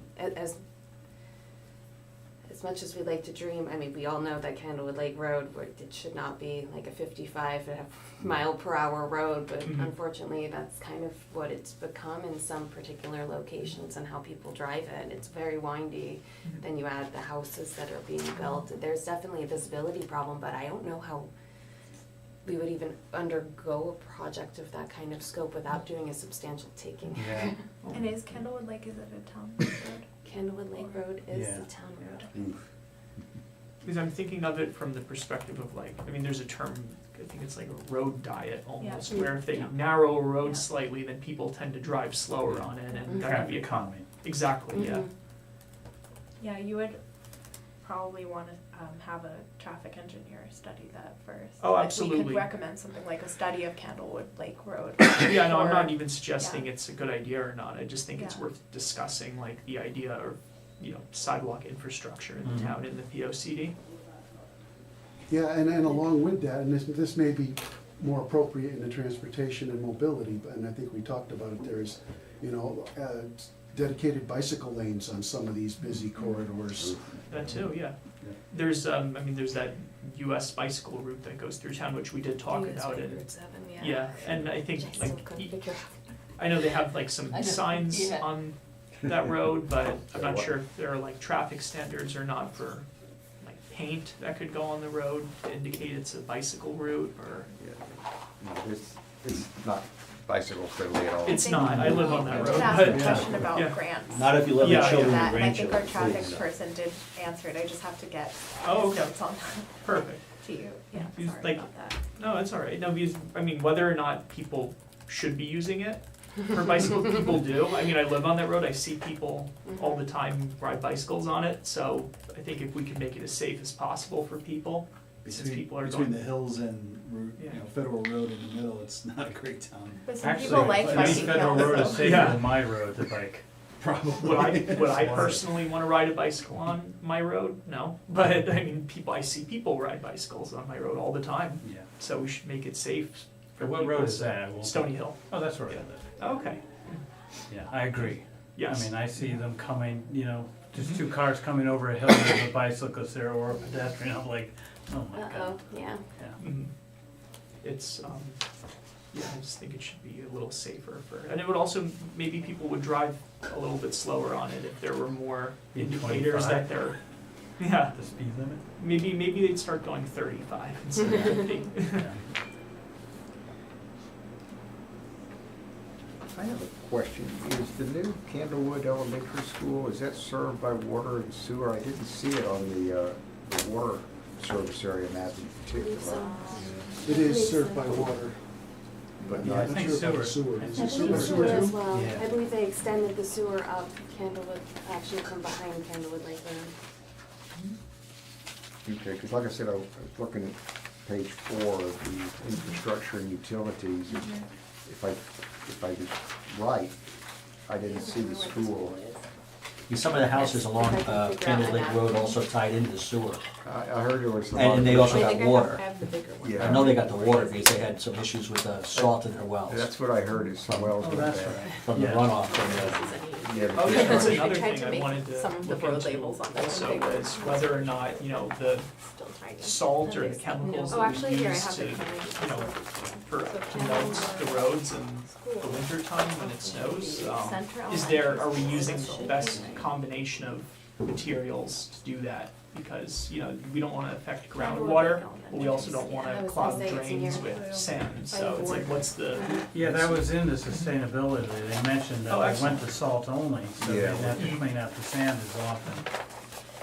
Does that have a long-term effect on groundwater? I don't know if it does or doesn't, I would Yeah. imagine it, over several decades. Probably a it question could. Ralph Yeah, might. certainly not answer. good for amphibians in the spring when they want to lay their eggs in the vernal ponds. No. I mean, they have had their issues with wetlands saying, they would use Roundup or something along, near the Still River along Gray's Bridge, which is a no-no, they should I burn wonder it or if do it's something on different. Mhm. So I think they stopped that. Okay. This spot But, right there. that so road. they've had to come in front of wetlands.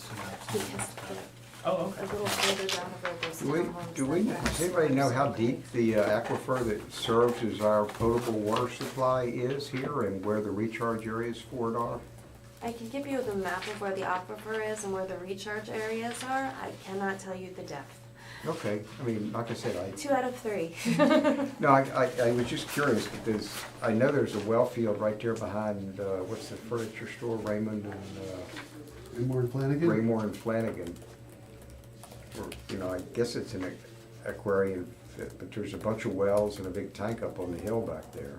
Mm. And I didn't see that mentioned anywhere in here as, Where is that? behind Raymore and That's off the Flanagan. Federal Road. Candlewood Lake Road. Is it? Federal. Yeah, Is and it that's a public the, section, that's the public water well? supply that eventually goes up to the new Candlewood Lake Elementary School from that location. Is that what they mean by a satellite service?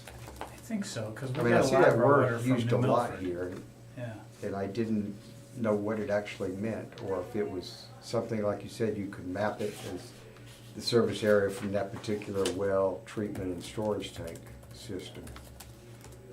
Good We question. could probably put. I mean, it would be helpful, I think, Where to have the well field water- locations on there, because they Yeah. should I correspond think with we where do you're, have the wells. not in your industrial zones, Yeah, hopefully, or. I think we do have that on. Have we moved into chapter 8 now? Because that's where they cover some of that. Right, Yeah. they cover some of it, but, Yeah. I would I have thought think it that would is have because I been remember when infrastructure this and map utilities. was Oh, the water yeah, quality, yeah, some of right. that lines with some of the wells. 'cause I went through that and Well, let's see, here's the published water thing there. I get, well, they're linked, of course, you know. we yeah, I get mean, public water everything is from linked, underneath. of course, and gotta draw lines somewhere. Yeah, cause I think these little dots. But like I said, on actually that are map, roads.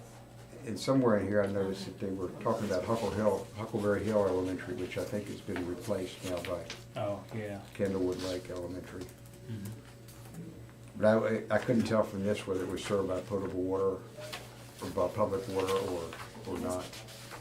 We do have a map of the aquifer protection areas in the section in the POCD under page 76 of 90, if you're looking at the middle center page. Oh, That does show maps of the aquifer protection areas. I thought I saw So that. it looks like the elementary school has public sewer but not water, but this map may not be the latest if they extended. Which map are you Yeah. showing? Water. I remember them getting public. See, I wasn't water. sure where the public, I mean, I didn't question It's kind the of public school. Yeah, that looked, two or Yeah, I three think years it's ago, they right put that here. in. Yeah. So I did find it on the sewer map, but I think that it's right Oh, here, that's where that the- green that's space the- is. this is the gas So this is line. the water. Oh, that's right, But there's I some thought- gas. Yeah, line, and water Yeah, and so it doesn't have Should water, we but talk for the about sewer, if you look pipeline like it at through all the bigger and map, you infrastructure, can see the I think? line. I mean, I was out with my magnifying glass. Iroquois? We don't Yeah, have it's quiet. just- we don't It's hard. use any of it, it's just a Um, pass-through for us. So here you see this brown line. Do you think it's worth That's coming up. bringing it up though It's as red like top something? certainly a here, hot right topic. there. Yeah. Yeah, I don't know. Extension. All right, maybe not. Yeah, so you see the brown line But extension do up any here. So is that big streets in apartment Brookfield complex there have not on natural gas central hookups sewer? on them or? With the Yeah, shopping in fact, sewer? down, up This and is down a sewer Federal map, Road. so those. So the shopping center and none And of I that? know, I Okay, just so the happened to green area notice is at the connected to corner Oh, of okay. So the Candlewood red Lake and area, Federal, that Those are the areas Nine- of concern, was it but you can 90? also Okay. see It's that the, they so then that extended. should be Beige. green then. commercial Yeah, so thing, I I saw can all tell these the gas. WPCA to update their map, Okay, but, that's their Yeah. map, yeah, okay. but that, I Okay. think it's Yeah. that Yeah, we should property talk there about where that the brown line ends, so infrastructure it does have. And sewer. utilities. Oh, Okay. yeah. Yeah, yeah, that one is their map. Because I think that was something I was thinking about too, was, you know, I wasn't sure if this was more appropriate in housing or if it was more appropriate in infrastructure, but how homes are heated in the winter, what do they, what energy source do they use for heat? Do they use oil, do Well, they use that's in geothermal? there. Which Yeah. section? So in the new section, In sustainability? I just read it somewhere. It's interesting you It's right mentioned there. that, Okay. because you know the new apartments, 100, Sustainable. that are north of Four Corners, they elected to go heat pumps Interesting, and not That's what use, they're suggesting. not use gas. Yeah. interesting. Do they have solar? No, Oh, it's an interesting choice. and then they're also putting 40% of infrastructure, parking spaces, so 40% of them will have the infrastructure for charging, car charging. So they had to size the transformer, large enough to accommodate that. so for which, Okay. is that a new, apartment complex? Yeah, it's Federal Apartments, that's what it's called. So And how is many that at where the electric Emporium stations is? it gonna have? 40% of the, Of the spaces? how many do we have? 150 spots, right? They have That's 100 quite a units, few. need 150, so Yeah, they found that it's best to put in the infrastructure now. yeah. So 40% will be wired, it'll be wired and ready for chargers when they Wow. start putting them Yeah, in. cause you need a lot of electricity. Yeah, I mean, a lot of states, I mean, California and others I know are requiring their apartment complexes to put in, a fair amount of charging Yeah. I mean, capability today, not just the supply, but just the actual chargers Oh, the as well. chargers.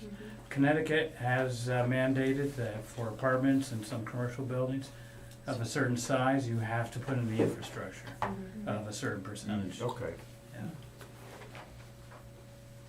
You battled that one around for a couple of years, right? Yeah. That's right. Is it happening in? Well, it's infrastructure? new build, so, Right. but some are already doing it, One. like, the other, the Emporium Plaza, they have 8 actual chargers. Yeah, I've seen those wired out there in yeah. front, yeah. And the AR Builders, which is building the one north of Four Corners, they built all over the northeast, and they already know what the experience is, especially with younger professionals that they have. They have to be ready now, in anticipated use of, the charged cars and everything. Even hybrids, for either one. The plug-in hybrids, yeah. Mhm.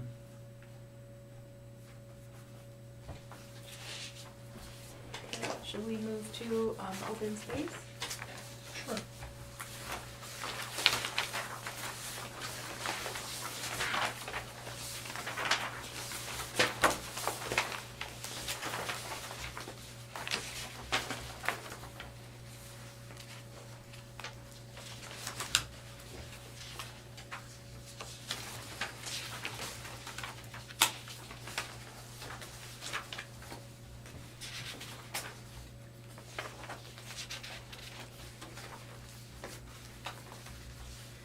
So going back to our earlier discussion about the Candlewood Lake,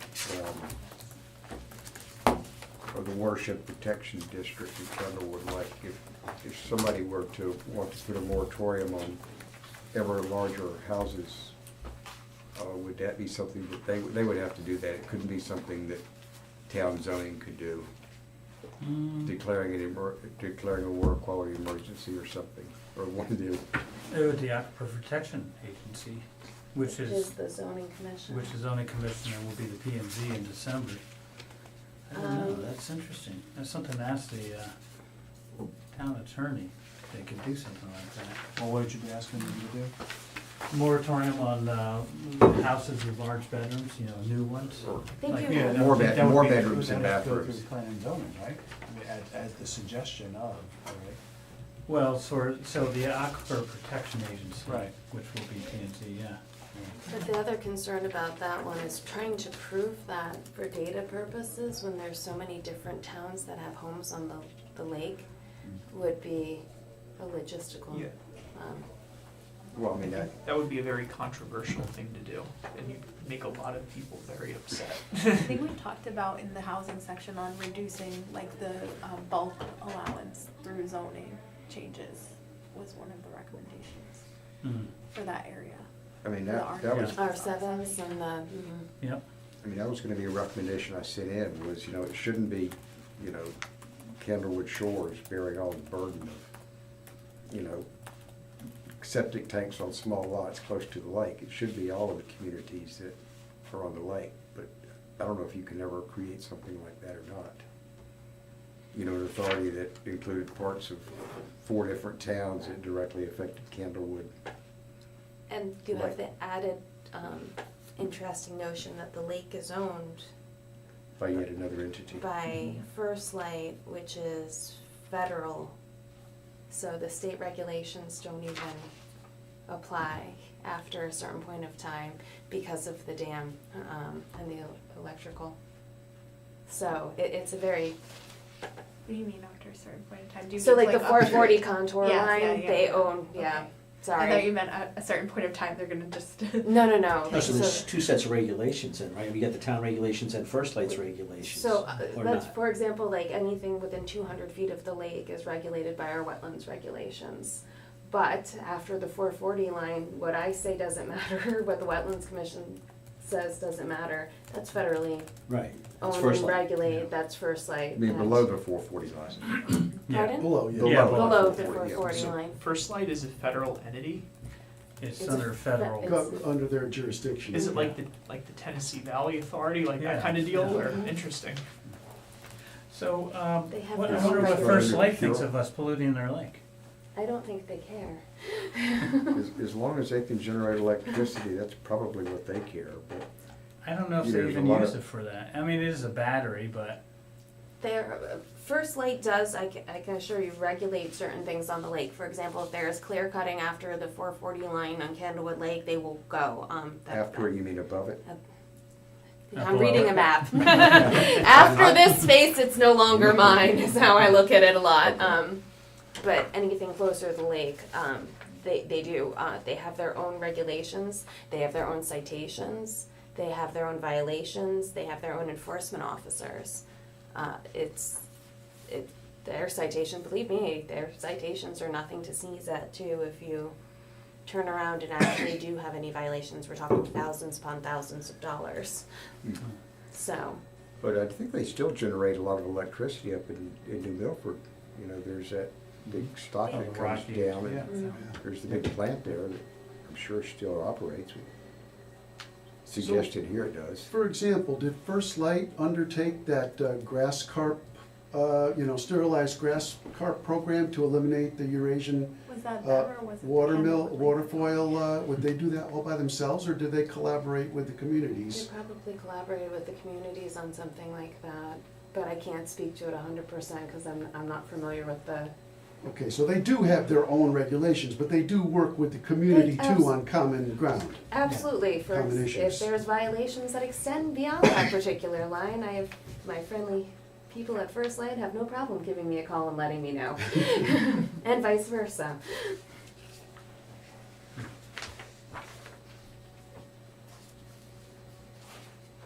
Are they as active in Lilinoa? Because from what I saw in here, they own that as well. They are also active in Lilloa. Now, in many states, the water itself is the property of the state and the citizens of the state. It's The not. lake is connected- owned by First Light because it's a man-made lake. well, I mean, For water one is- purpose. Water is water. I mean, if it comes to, you can't contaminate groundwater and have it go off. So does this is just sort of get off topic, but the original water line before they built the Shephog Dam, the original Housatonic River, is there some artifact of that where they say those boundaries are still state? I mean, a river is a dynamic thing. You could draw it on a map and the next day it's different. Well, you Well, the you part that they same with control, Kenwood they Lake. control the level. That 440 line that they talk about is not necessarily the current 440 line, it's what Correct. they established at some point in time, said this is the 440 line, even if it's not at 440 anymore. So on your plot So plan, short of a major earthquake, I hope it only changes by a few centimeters a year. I don't know why it would, but, things wash away or something.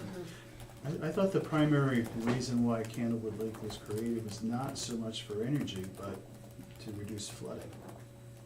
That was my No. understanding. It's. It's always for energy. Well, from what I read No, on the back because of they the had the menu. historic floods in Danbury.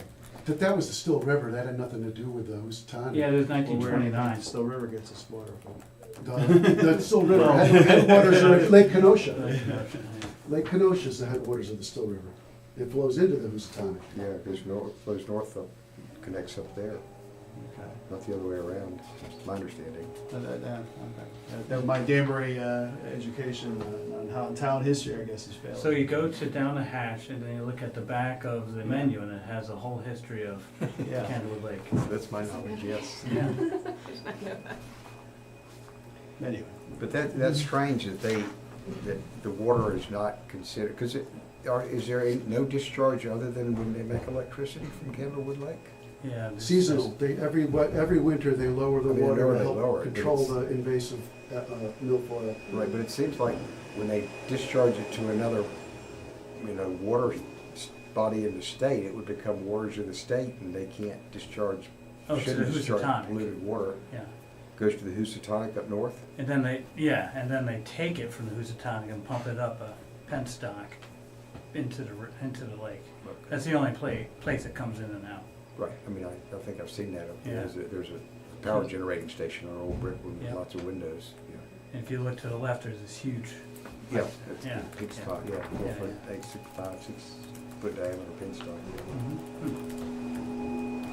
You guys are testing my knowledge of things that definitely predate me today. Yeah, I can't answer your questions, but if we We need more can- detail, we can Find it. look for it.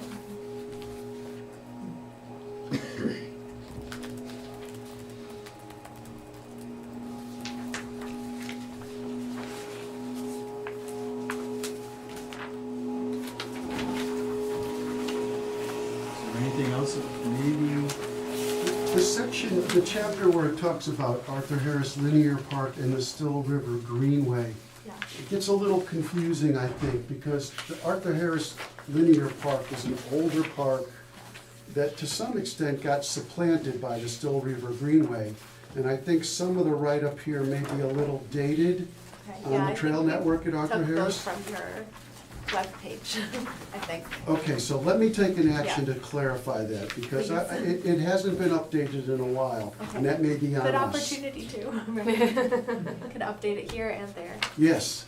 Well, that was a good question too. On these GIS maps, we sometimes say okay, that map might be a little bit outdated. Now, all these maps and all these chapters, they all come from the same database? No. And you just turn the layers on and off? No? Okay. That's not that easy. Unfortunately, no. That would be too easy. great. Yeah, a lot of them come from DEEP, which is the Department of Environmental Protection for Connecticut. So a lot of the layers are there. Other layers we got from the town. You have a GIS consultant. I forget what their name is. New England Geospace. I always call them NEGeo. Yeah, who maintains your GIS. GIS maps, and it seems like a parcel update pretty regularly, and yeah, and I think I don't know about if they have, yeah, I don't know for all their maps what they do for them. And then other maps in here, it's us doing research online or looking for something and finding it. And I think one of the ones, so before the version in the chapter of the open space map has some trails. I mentioned this to you in the email, but I'll mention it to everybody. So the one that's in your chapter of the open spaces, a few of them have some red lines in the parks. Those are OpenStreetMap source. So those are, an open data source that anyone can go in and add data. And so I did take those off since we don't have them for every park. But so there's a lot of different places that it comes from. Yeah. Okay, thanks. Some of it is federal, like the FEMA maps, the wildfire maps. That's another federal data source. Okay, so if we find, say for example, if we want to tweak things we find on these maps, Yeah. So then you might have to go to a different place to update the source data. So the great thing, I mean, yeah, if it's like a database, like for example, the New York State open space layers that they have, sorry, not New York State, I'm sorry, I'm in East Hampton at the same time, sorry. But in Connecticut, the open space maps, they have ones that are like state designated open space, privately designated open space, easements, and all of those, they don't have all of the data from you in there, so they're kind of just estimates, and so that's kind of our starting point, and then we go in and we add, and even for the land use, we had to do some spot checking, and as we're doing the land use map, we see some areas where we're like, okay, this is also an open space that we need to highlight on these maps, so we are doing a lot of customization for you, but in the GIS file that we're working with, I can give that back to you afterwards, so any data that we create can go into your system. So if you want to add like the Still River Greenway trail line, for example, or something else like that, I can give that to Laura, or I can share it directly with your consultant and they can put it into your GIS, since we're creating a lot of that right now. Okay, thanks for the lesson there. Yeah, so we can, in short, if there is something you want us to create, we can create it, if it's within kind of the scope of the comprehensive plan. Okay, It there was can one be other thing time-consuming, that Eric mentioned earlier about the disconnect between the paragraph and the map with Yes. the groundwater situation, Yes. and that the Still River and the Lake Winona didn't Yes. reflect the distressed water, way. Page in 5 the on map. that Yeah. talks about Lake Winona being unsafe for human but it references your 2022 Yeah. report. So yeah, I need to double check that one, because Fairly peak at levels the author of the unsafe. chapter and the creator of the maps were looking at different data sources, in short, on that one. So Okay. that one needs to be double checked. Just one thing I think would be really helpful is on pages 6 and 7, you have what you call aquifer protection areas. I'm not quite sure what that means. Well, I'll explain those. Is that the same as a wellfield protection area? Because I also see Would you like a to explain that? No, you're better at it. You're the weather. a You're the Meadowbrook chair of the Aquifer Aquifer Protection Protection Area. Agency. Yeah, I can tell you the Meadowbrook one is, so actually this would be interesting to hear more on. I know the Meadowbrook one is on the state's maps, whereas the other one is your local Correct. aquifer protection. So we have it, the state one is the only one that is recognized, that's the Meadowbrook area, that's the one that is regulated.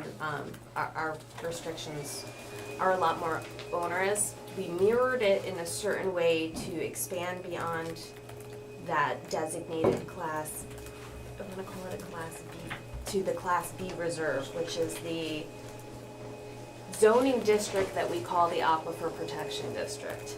It is not state regulated, it doesn't have the same kind of restrictions. So aquifer protection zones, for example, they are not allowed to have buildings with floor drains and have hazardous chemicals. They turned around and they mirrored a lot of those state regulations and expanded it into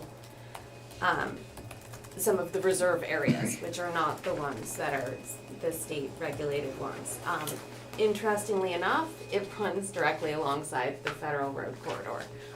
A lot of the uses that would not be allowed for the Yeah, aquifer but there's protection zone. Some weird arms that come off of it.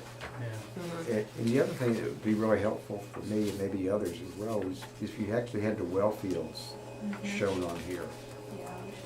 Because I see, it looks like one well field is in a groundwater compromised area on page 7, the one behind Raymore and Flanagan.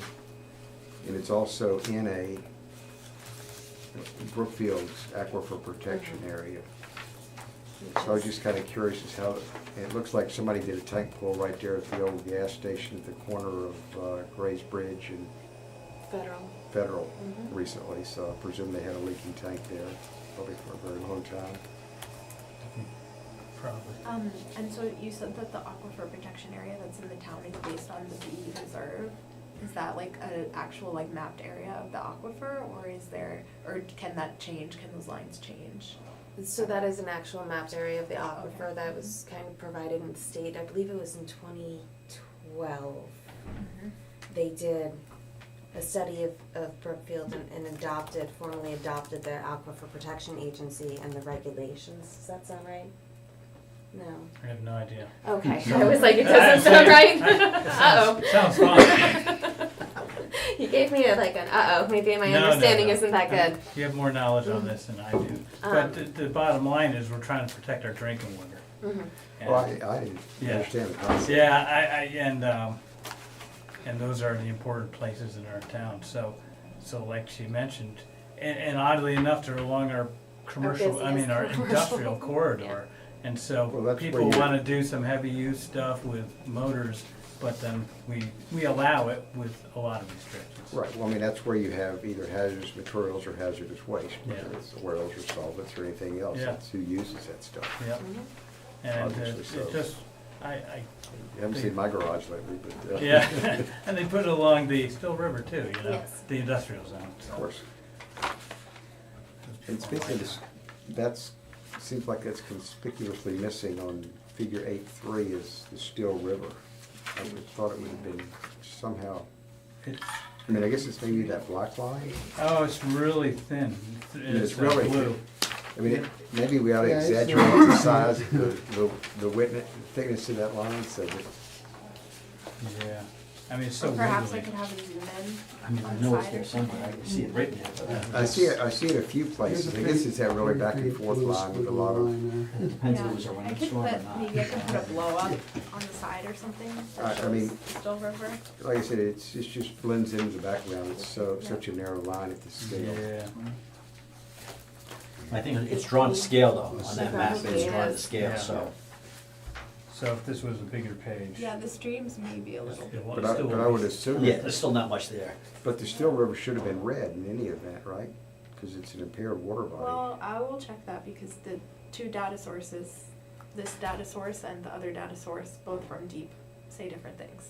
So it needs to be checked, but this one is The tech- 2024 and the other one is, that's in the text, is 2022. So maybe it got cleaner. I'm not sure. I wouldn't hold my breath on that one. Yeah, I mean, like I said, from what I read in the text, it would have been red here. And so would the Certainly Lake Little in the Noah, 70s. Yeah, if it's considered impaired. yeah. Under- So I need to, Just once. so yeah, the person who wrote this, I need to research the maps that they were using versus this data source and see which is the correct one that the state recommends that we use.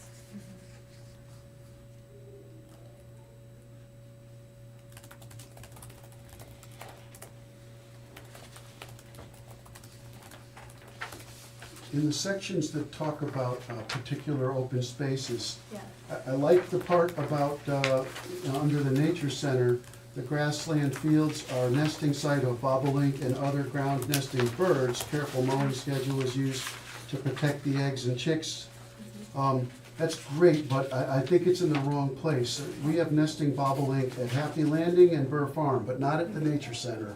I don't think the I was tra- wondering about that. the fields at the Nature Center, Quite we haven't large had a enough. confirmed sighting there, so maybe that chapter, if we want, but set those two sentences, if we'd like to keep them, can move to one of the, Happy Landings is probably the better known bobolink sanctuary, but they're also at Burr Farm. I got a question for you, Laura. Uh-oh. On page 8 of this, chapter 8, you talk about dog parks, which I'm more of a cat person, but I know dog parks take a little bit of space and access and parking. There are a lot of other town properties that aren't really listed. I mean, there's like that nice wooded area across from the high school that I understand is a town property. You know, it's not designated as an open space. Maybe you know better than I do, Tony, but I don't think it's technically an open space Just undeveloped. or a conservation land. I know there's some town property over Football near parking. Wisconsin Middle School. Graduation park. Yeah. There's not much over by Wisconsin. I mean, I know that they, you know. Yeah, there's a patchwork of town-owned properties. A lot of it ends up being wetlands, though, unfortunately, they're hard to develop. Maybe a dog park, but Well, I mean, that's what I thought about the place across from the high school. I mean, I hate to take all those trees down for a dog park, but I just knew there were other spots that don't show up on the open space map, and it sort of suggests that it would have to be, consider potential open space acquisitions, and I didn't think that a dog park would be an open space acquisition. I would have thought that would be more of a park and rec facility, but, you know, I'll let your expertise on that. I mean, I think it goes there because, you know, most of our available space is open space. Right. But the last time there was a serious effort to vote on a dog park on town-owned open space, it was soundly defeated. Wow, that's interesting. Very contentious. Because then there, I mean, from what I understood, when the tower discussion, cell phone tower discussion was going on, there was a site that was supposedly purchased for a middle school behind the high school. So there's different deeded property or purchased property I don't that know what was laid out limitations they for have on it. schools, or was purchased with the idea of building or expanding schools. Sometimes the plans did not go forward, and different, I believe that's how the high school became where it is versus where there is land for it. But it depends on the actual piece of property. Yeah, I mean, everybody, So- everybody put restrictions on land or should have when they acquired it for hopefully some future use or limitation uses, but I guess I didn't know what some of these other That would obvious. be on the deeds of the actual parcels, and they could change per parcel, per Oh, purchase, yeah, of per, course. so it's kind of hard to completely put it under one category or an umbrella here. The ones you were talking, some of that was just purchased open space. But undeveloped land and vacant land is often misconstrued as open space. We have actual town-run open space versus Exactly. open space that from conservation subdivisions, for example, which they are run by the homeowners associations, and I use the word run very loosely, but they are, But they're still private property. But they're And- still and private most of the property, time, they're just not conserved giving the land. public access to those. correct. So unless it's deeded to the town, some of these properties, I know actually, I grew up in Brookfield and there was it was a conservation subdivision. A portion of that cul-de-sac, at the bottom of the cul-de-sac, there was an additional so much acreage. And that was owned by each of the property owners as open space. It was very fun to play in the woods, but Yeah.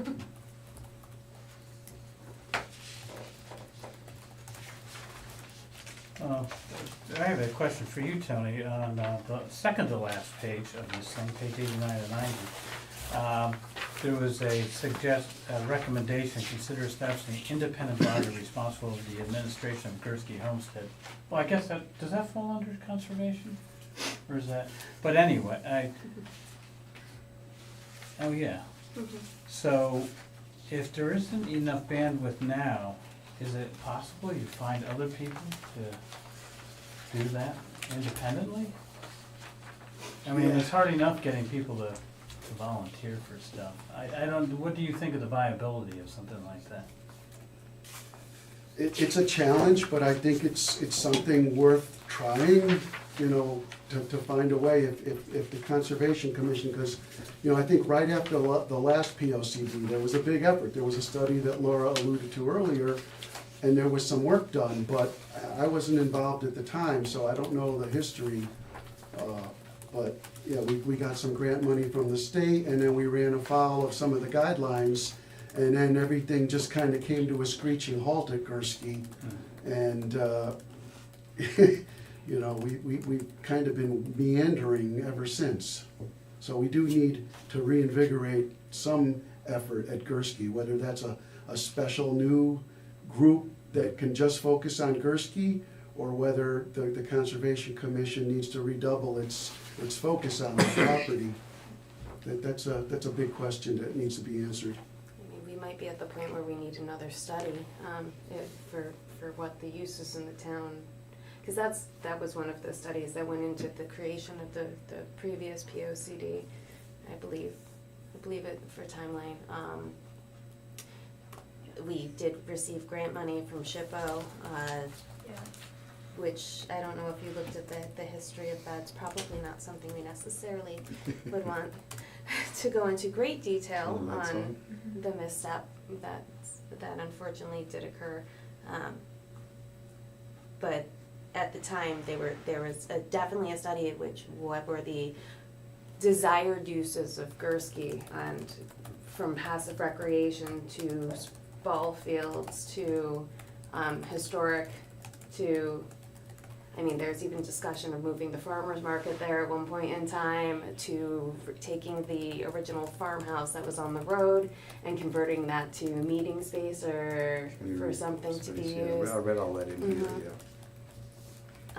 But since then, nothing really has occurred after there was a problem with finances.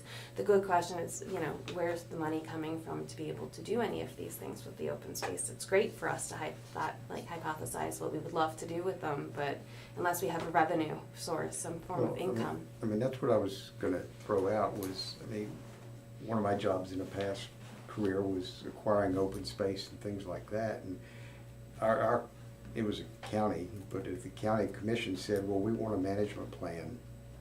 First we want a preliminary management plan before we spend, X bazillion dollars on a piece of land, about what you're gonna do with it. You're gonna provide public access, you're gonna maintain it for environmental values, you're gonna turn it into a dog park. What do you wanna do with it? And they wanted to look at and accept a plan like that. And the advantage of having a master plan for your properties is you can say, okay, we can't maintain this with volunteers. My understanding is you all have some revenue from some of the rental properties on some of the open spaces. But I don't know what the legality of that is or is not. I would not, it's nowhere near what would need to be done on any of the properties to make anything of a level to be of interest for like particular town involvement. The rental income really gets back to these very aging rental properties that are now requiring, some major repairs to them.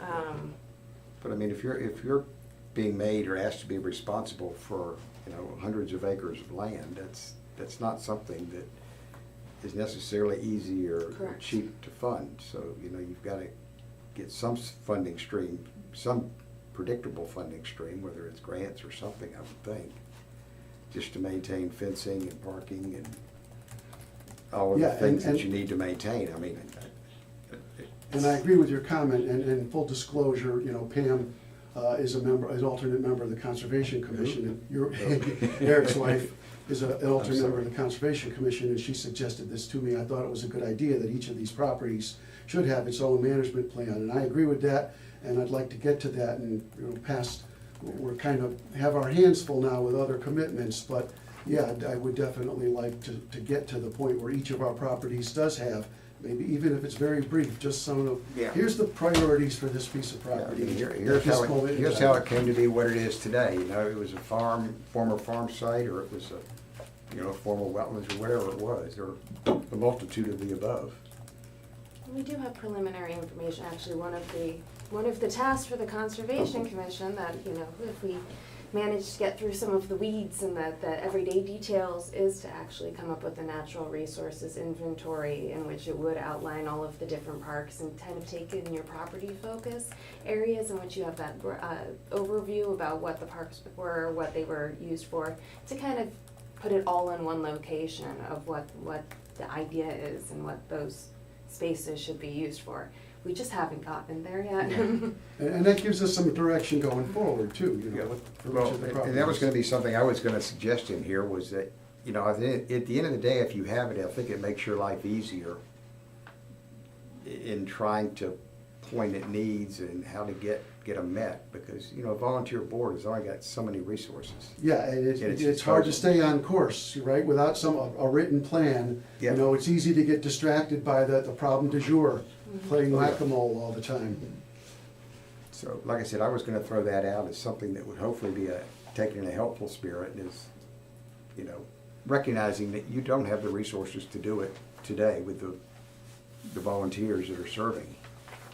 But you need to, I mean, you know, sometimes universities have students that like to take on that kind of stuff. There's ways to, you know, maybe get some outside influences at a very reasonable price. Understood, and I agree, and again, I'll reiterate, Gursky is a special challenge. Oh, it's, well, they've all got their challenges, and they've all got, you know, some really interesting points to them too. You know, one of many of them so far. Right, but most of the conservation properties are very passive, but Gursky has some buildings that are in very bad shape and are in historic, considered historic too, so remediating those problems become very complicated and expensive. So you've mentioned about having like an inventory, an inventory of open space. Would that be a good recommendation for?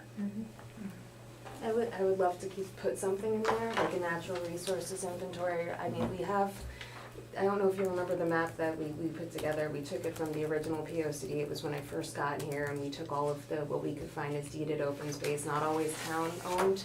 I think I sent it to you as well, with a list of all the spaces, just to kind of start the project. Unfortunately, I mean, as far as staff is concerned, for the Conservation Commission, hi again, for the Planning Commission, hello, hi Jim, you know, and zoning, we have very limited resources for land use, in the Oh. town.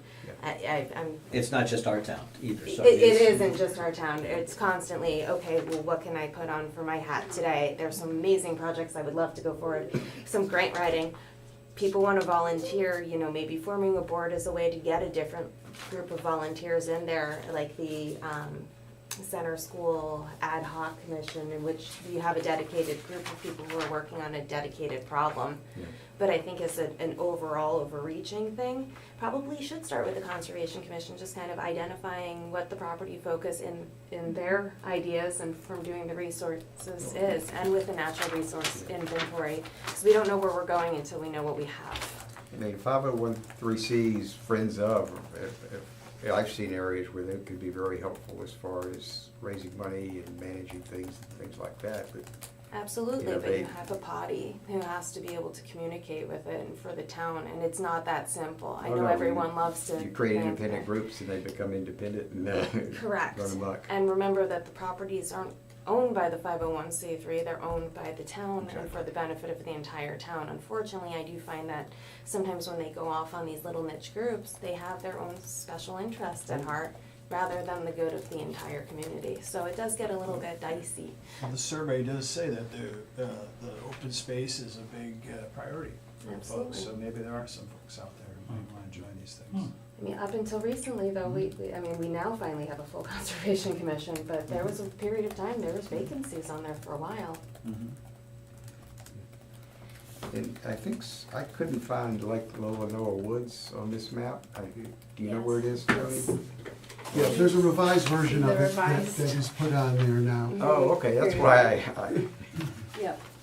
okay, because I thought I'd been there Yep, before. and if you see any other missing things or errors on that, just send them our way.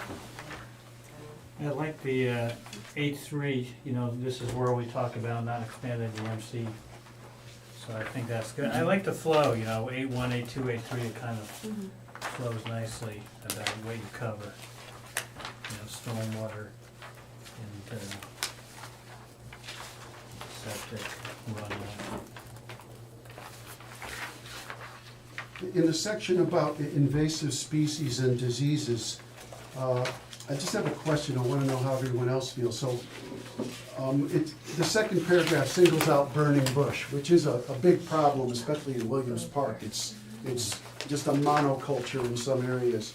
But I question singling out burning bush when there are so many other invasives. Should we, at least list a few more and maybe say a little bit less detail about it? Or, Japanese barberry is another one that's Yeah. ubiquitous. That's on my list Asian here. bittersweet, there's a short list of maybe 5 or 6 maybe that we could expand this to. Bamboo. Running bamboo. Yeah, Across the right there. street, yeah, there's a lot of stuff out there. But you're trees right, and there's Shrubs and maybe vines. the list of top 5 invasives or something. Because those come to mind right away. Yeah, it's ubiquitous, anywhere you go on open space in town, take 10 steps and there's something. Yeah. Well, and that's usually shown to some degree on your management plans, that those are the problem areas that you need to deal with. And whether you just, cut and spray them with herbicide, or you try to pull them out, or whatever, there's different treatment methods for. Yeah, and we're working on that, but just getting back to my question was, so do people think that we should maybe list a few more rather than just singling out the euonymus? Yeah. I vote for that. And I can take the action to resource. provide those to you. I'll consult with my commission and we'll see what the dirty 6 are or something. Yeah, I actually did the same thing on my list here, saying you should add these, so that was gonna be my comment anyway, as well. Joanne McMillan might be a good resource on that, because I know she's still trying to get together as far as, she just provided me a list of of invasives in the area, and she's working with an educator on it. The Master Gardener from. Oh, yeah, I know Okay, Joanne. I'm like, One thing that strikes me is, I remember looking at the original town center maps, and the original plans had more plans for more open space. I wonder if we should mention something, I don't know if it's a reality, but Not acquired. as a hope and dream perhaps, of including maybe some more open space in the town center. In the town center? town center. Town That's center. a- Or four corners. Okay, Yeah. yeah, we did put that, I think we did end up moving that recommendation into the community facilities, but we could repeat it in here. Yeah, It was more I like think a we town talked about square. a building, Oh, we but did, okay. also Or referring to even open open space, space. yeah. Mhm.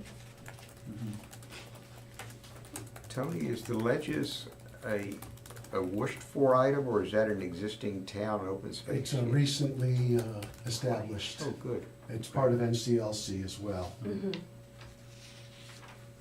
They're coming in with a parking area soon. Oh, great. Laura, maybe you know this, the map with the trails on it, with and Emily alluded earlier that I guess we removed the local trails, the red ones that were shown.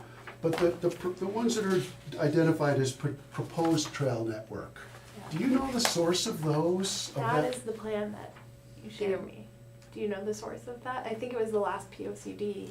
I think it's the last POCD where I got. Because I I can't think find a they- map that has those trails in the old PCOCD. So it's on the Conservation Commission's website. Website. There's a link to it.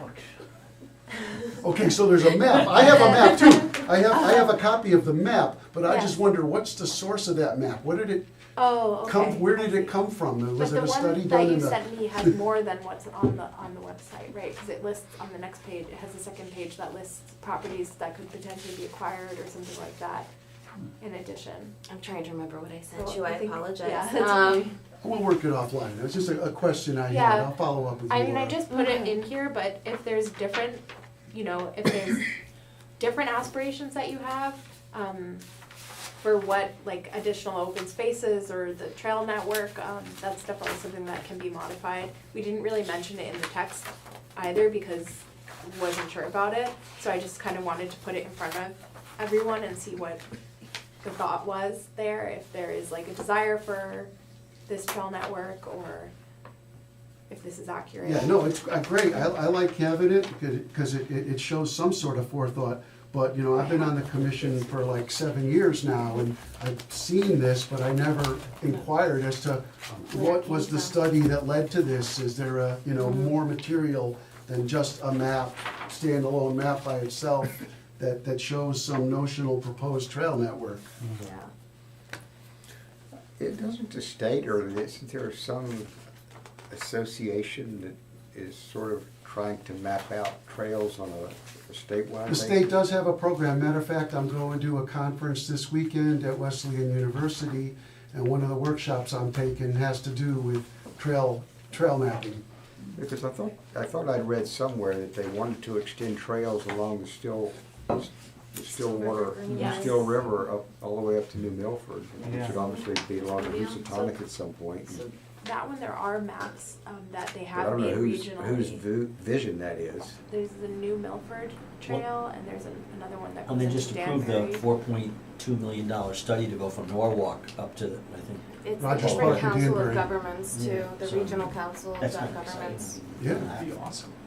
Yeah, I mean, the vision is to have a trail all the way from Norwalk up to the Massachusetts line. That, in my lifetime, maybe. Odds how are long you not plan on good. living? Yeah, We'll yeah, see. maybe Emily's So I'm like actually that. not sure that that one is from the POCD. It's a Because circular. I found the open space one and it doesn't have trails on it. Well, the opens, yeah, that's the one that we kind of, there's one from the POCD and then there's one our office kind of doctored up a little bit. I wouldn't say it's 100%. You know, With the for trails? Not with the Not trails with though. the trails. The trails, I don't know where they came from. Could it have been like a previous conservation commission group, or how long have you been on I've there? been on since 2017. Okay. We do have a member that goes, 2 members that go back before me, and I can ask them. And I do have other contacts before that I could go back to maybe. But I'm curious, because, yeah, I think it's great to have something like this, but before we can move forward with it, I think I'd like to know a little bit more from where it came. Yeah. So the Candlewood Lake Club is listed as open space on here? Somebody drew a line and named it? Apparently, they have some That's- private-owned There's a open golf course space as up part there. of their community. I mean, it's like, I think it's just that it's recreational space right now, but I mean, there's We can a change 9-hole golf course, and they mentioned a boat storage place somewhere in the text. Which all didn't, I mean, I guess open space can be private as well as public is what we're guess. mapping. It's not, Kinda like conservation. yeah, but it also depends if it's like, if it's the Candlewood Club, is it a Private. golf? It's a private community. organization, It's it's not, private. it's not a public golf With course. its own golf club. It's It's like Like a a golf club, private because some country golf club. clubs have And easements houses. over them that they can't develop Oh. houses or something like that, so it could be marked with an easement and that's why it's in here. That would I don't- make I would have sense, to look at the actually. parcel and see what it says, or it might just be that, I don't know, we might have mapped it as on our land use map, or we did map it on our land use map probably as recreational use, and maybe the recreational ones got carried into the open space, I'm not sure. I So just, I'll look at that. yeah, because it sprawls across into New Milford as well. Yeah, the community is.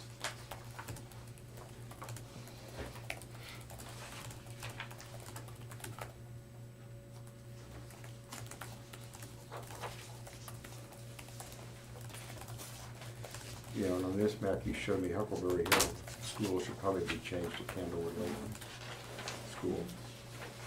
Oh, it's not, on which map? And this one, On that one? you gave me, the updated one.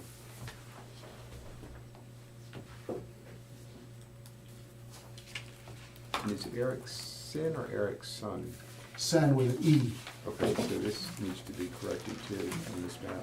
I don't know if someone mentions, not, but it should say Sunset Hill Golf Course, not Sunset Golf Course. Sunset what? Sunset Hill. Sunset. Yeah.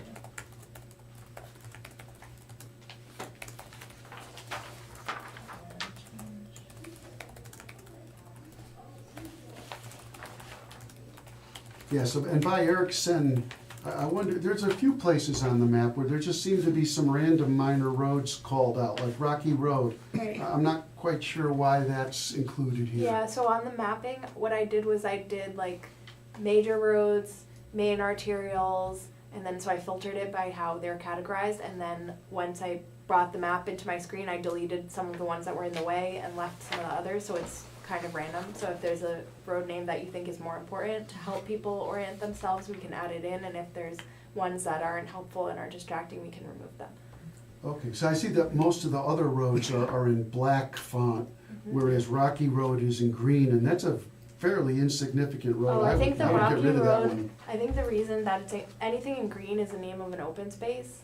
Oh. So Oh, some the of them Rocky were like, Road open space, yeah, when they yeah, developed so off some of of them were that. like town they probably owned, made them it was set like aside town some owned, conservation land. in parentheses, Rocky Road, Yeah, open 'cause space or something, so Okay. I just shortened them. Because I'm it's good not- with that, thanks for clarifying. It's not on the road itself. Yeah, all of the ones that are Obviously. black are the road names, and the ones that are green are the open space. Okay, so that's referring to the open space Yep. there. Very good. I can make some kind of legend if that would be more. No, I should have realized that it was green for a reason and not by accident. In the upper left-hand corner by Kendallwood Shores where it says Town Park, it should say Cadigan Park. Okay.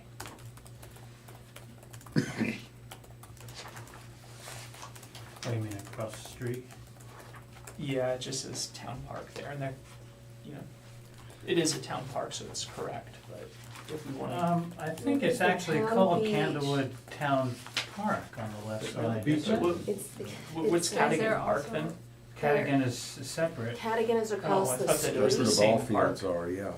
They're Oh, okay. technically two separate properties. It's Brookfield Town Beach, and then you have Cadigan Park, which is, I know, Okay, but they are, we pretty much view them as normally one facility in all honesty, but is the parking for the town beach is is Cadigan on Park? Yeah. Cadigan, I know, because there's nothing on I that could side add of the road. another little label in there that says Cadigan.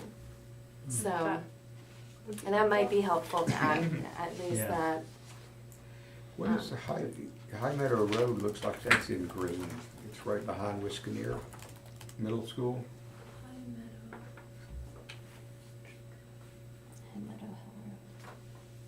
Sorry, I'm not as familiar. It's, Little Oh, High here, Meadow near Road. Wisconsin. So that one's a Yeah, rough that's piece. another one where there's a town open space, town-owned open space on that road, Hmm. and so it doesn't have a name, right? That's my Yeah, there's a understanding. lot of those, I could take smaller the open labels off of spaces. them entirely, or we Maybe could that's- color the ones that are owned by the town different color, I don't know what would Maybe be- we should take the labels off of them, because I don't think anyone will know what they are, and then label the ones a different color, but, So that's kind of like the That might site be across from the easier. Brookfield High School. It's called Long Meadow Hill Road, I guess. Yeah, rather than the designated. yeah, so I think in the It's not- database, I think it I was mean, from I guess the it's parcel database. technically open it space will owned just by say the town, town-owned, so it's and then it will say the theoretically road, so I public, think but, that's you know, what it there's is. no Probably Yeah. an easier way to do development it. or encouragement of use on it at this point. What if we put numbers on the map on each location, and at the bottom there was a legend that said like the name Yeah, we next can to do that, it? we do that in some places, but, Okay, I think I Yeah. sent you something that has all the numbered, okay. all the data of all the different open space parcels. I believe you have a copy of it as well. Is that an older one? Older, well, Yes, it was right It's the from. one, that's the one that has the trail map on the first page, right?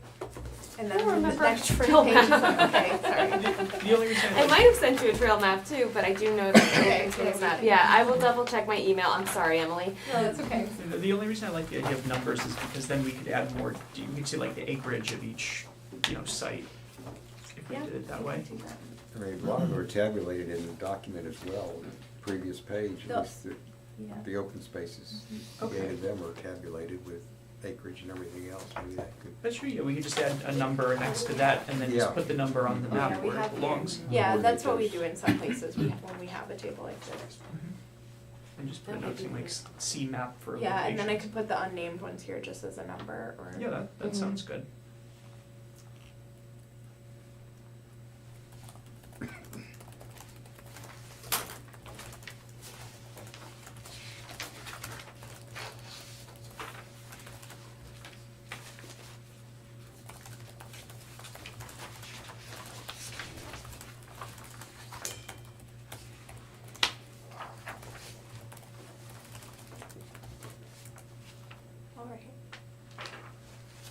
for any additional comments, do we want to do what we did the past few chapters, where you send them to Scott and Laura and they'll forward them to me, and then, Scott, which chapter do you think, I feel like infrastructure is probably a little closer than open space, but, or do Yeah. you wanna skip next week? So what do we have? We have, we only have, what, these three left to push, to publish? Yes, and do we want to put parts of the sustainability chapter into these other two chapters, or keep it as a standalone?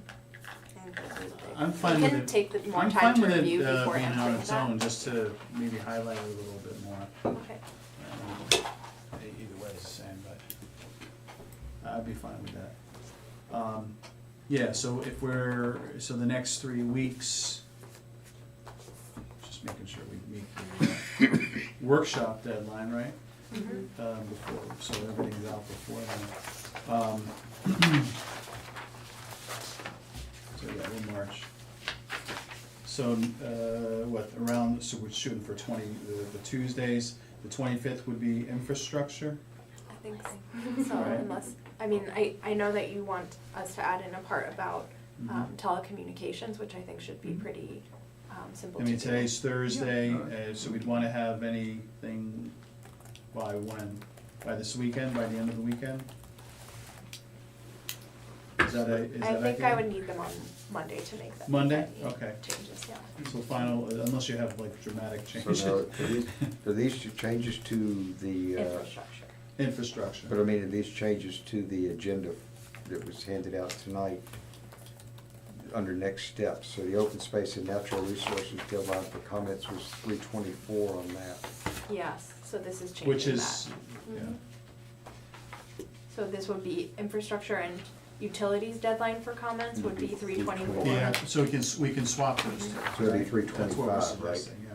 3/24 for your comments. That's more, okay. Yeah, cause I need enough time to make the comments and then post it on Tuesday. Okay, so you And need full those. disclosure, I'll be on an airplane on Tuesday, so. You need those when you So then the open space and natural resources, are you moving that to 31st? Or is that the Yes, we can 24th move as that well? to the Yeah, 31st. And if, I think sustainability maybe, if that is available first, before that, we could also Yes, we swap can if swap it. necessary, if we feel there's more time needed for the open Yep. space, Mhm. right? Yep. Now, we also have, the other piece, which is the last piece, right? Do you wanna So that, I can recap, we don't wanna start working on that until we'll start working on it in the background, Right. but we wanna have, so most of the contents of that chapter are bringing together the recommendations from the previous chapters. Mhm. So a lot of the content of that is gonna be the recommendations and goals, repeated in a table and an implementation matrix, and then the other component of it is highlighting some of the big, ideas on a map. So we call that a future land use map, so it will highlight areas where there might be potential zoning changes, areas of certain concerns, and it will be more of like an illustrative, map showing kind of like the future vision, for Brookfield. Okay, So that we kind of need the workshop first before we can okay, do those. But, the written component of it, like the summary of the larger recommendations and, a summary of how like the implementation matrix will work, those are things that we will be starting on. in the vision, right, so we talked about. And the vision. And the vision, right. I think the vision will go in the intro at the end, in the introduction chapter to the Mhm. plan. Is that something we wanna maybe, bring out for the workshop? That might be a The good way, vision, a good yeah. starter, right? Yeah, I think the vision we definitely wanna share. Right. Your draft of it at the workshop. Okay, So we could have a deadline, we could post that online as well. Yeah. If that's something that you wanna do. yeah, I think that would be a good idea. So then we should have a deadline for, Well, yeah, so if we follow this, well, we're altering the chapters, but if we do one each the next 3 Tuesdays, that would be on the 7th or published on the 8th, and then that's exactly 2 weeks prior to the workshop. Okay, and hopefully, we should do the vision, I think, also by then, we have enough time, I think, to do that. by 4/7? By, the 7th, if we can. Or sooner, if we feel ready. And then that's 2 weeks for everybody to read all the chapters.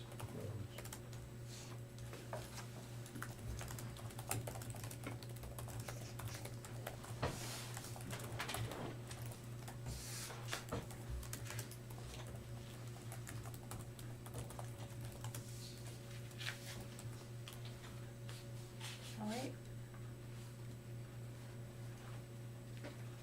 And I will send revised flyers to you tomorrow morning. I know we fixed it before it went into Spotlight, I'm Oh, you did? sorry. Okay. Yes, I thought I sent Well, a I'm glad comment that back it was to you. at least seen there. Yes, it just says 4/22. No, Tuesday, Not Tuesday, but not Tuesday. I'm sorry, I meant to send That's that okay. too, but I'm sorry I didn't run a spell check on it first. that's fine. Sometimes. We all do it. Some language that might actually be a word. So do you want all these back or you? No, you can share hold them? on to it if you like it. I would like to. I just keep bringing them back each time, but if anyone wants to hold on to them, you're welcome to. We covered everything we need to cover. Yeah, covered a lot. Mhm. All right, we're all good? Yes. All right. You're on. All right, motion to adjourn. Second that. Thank you. Thanks, everybody.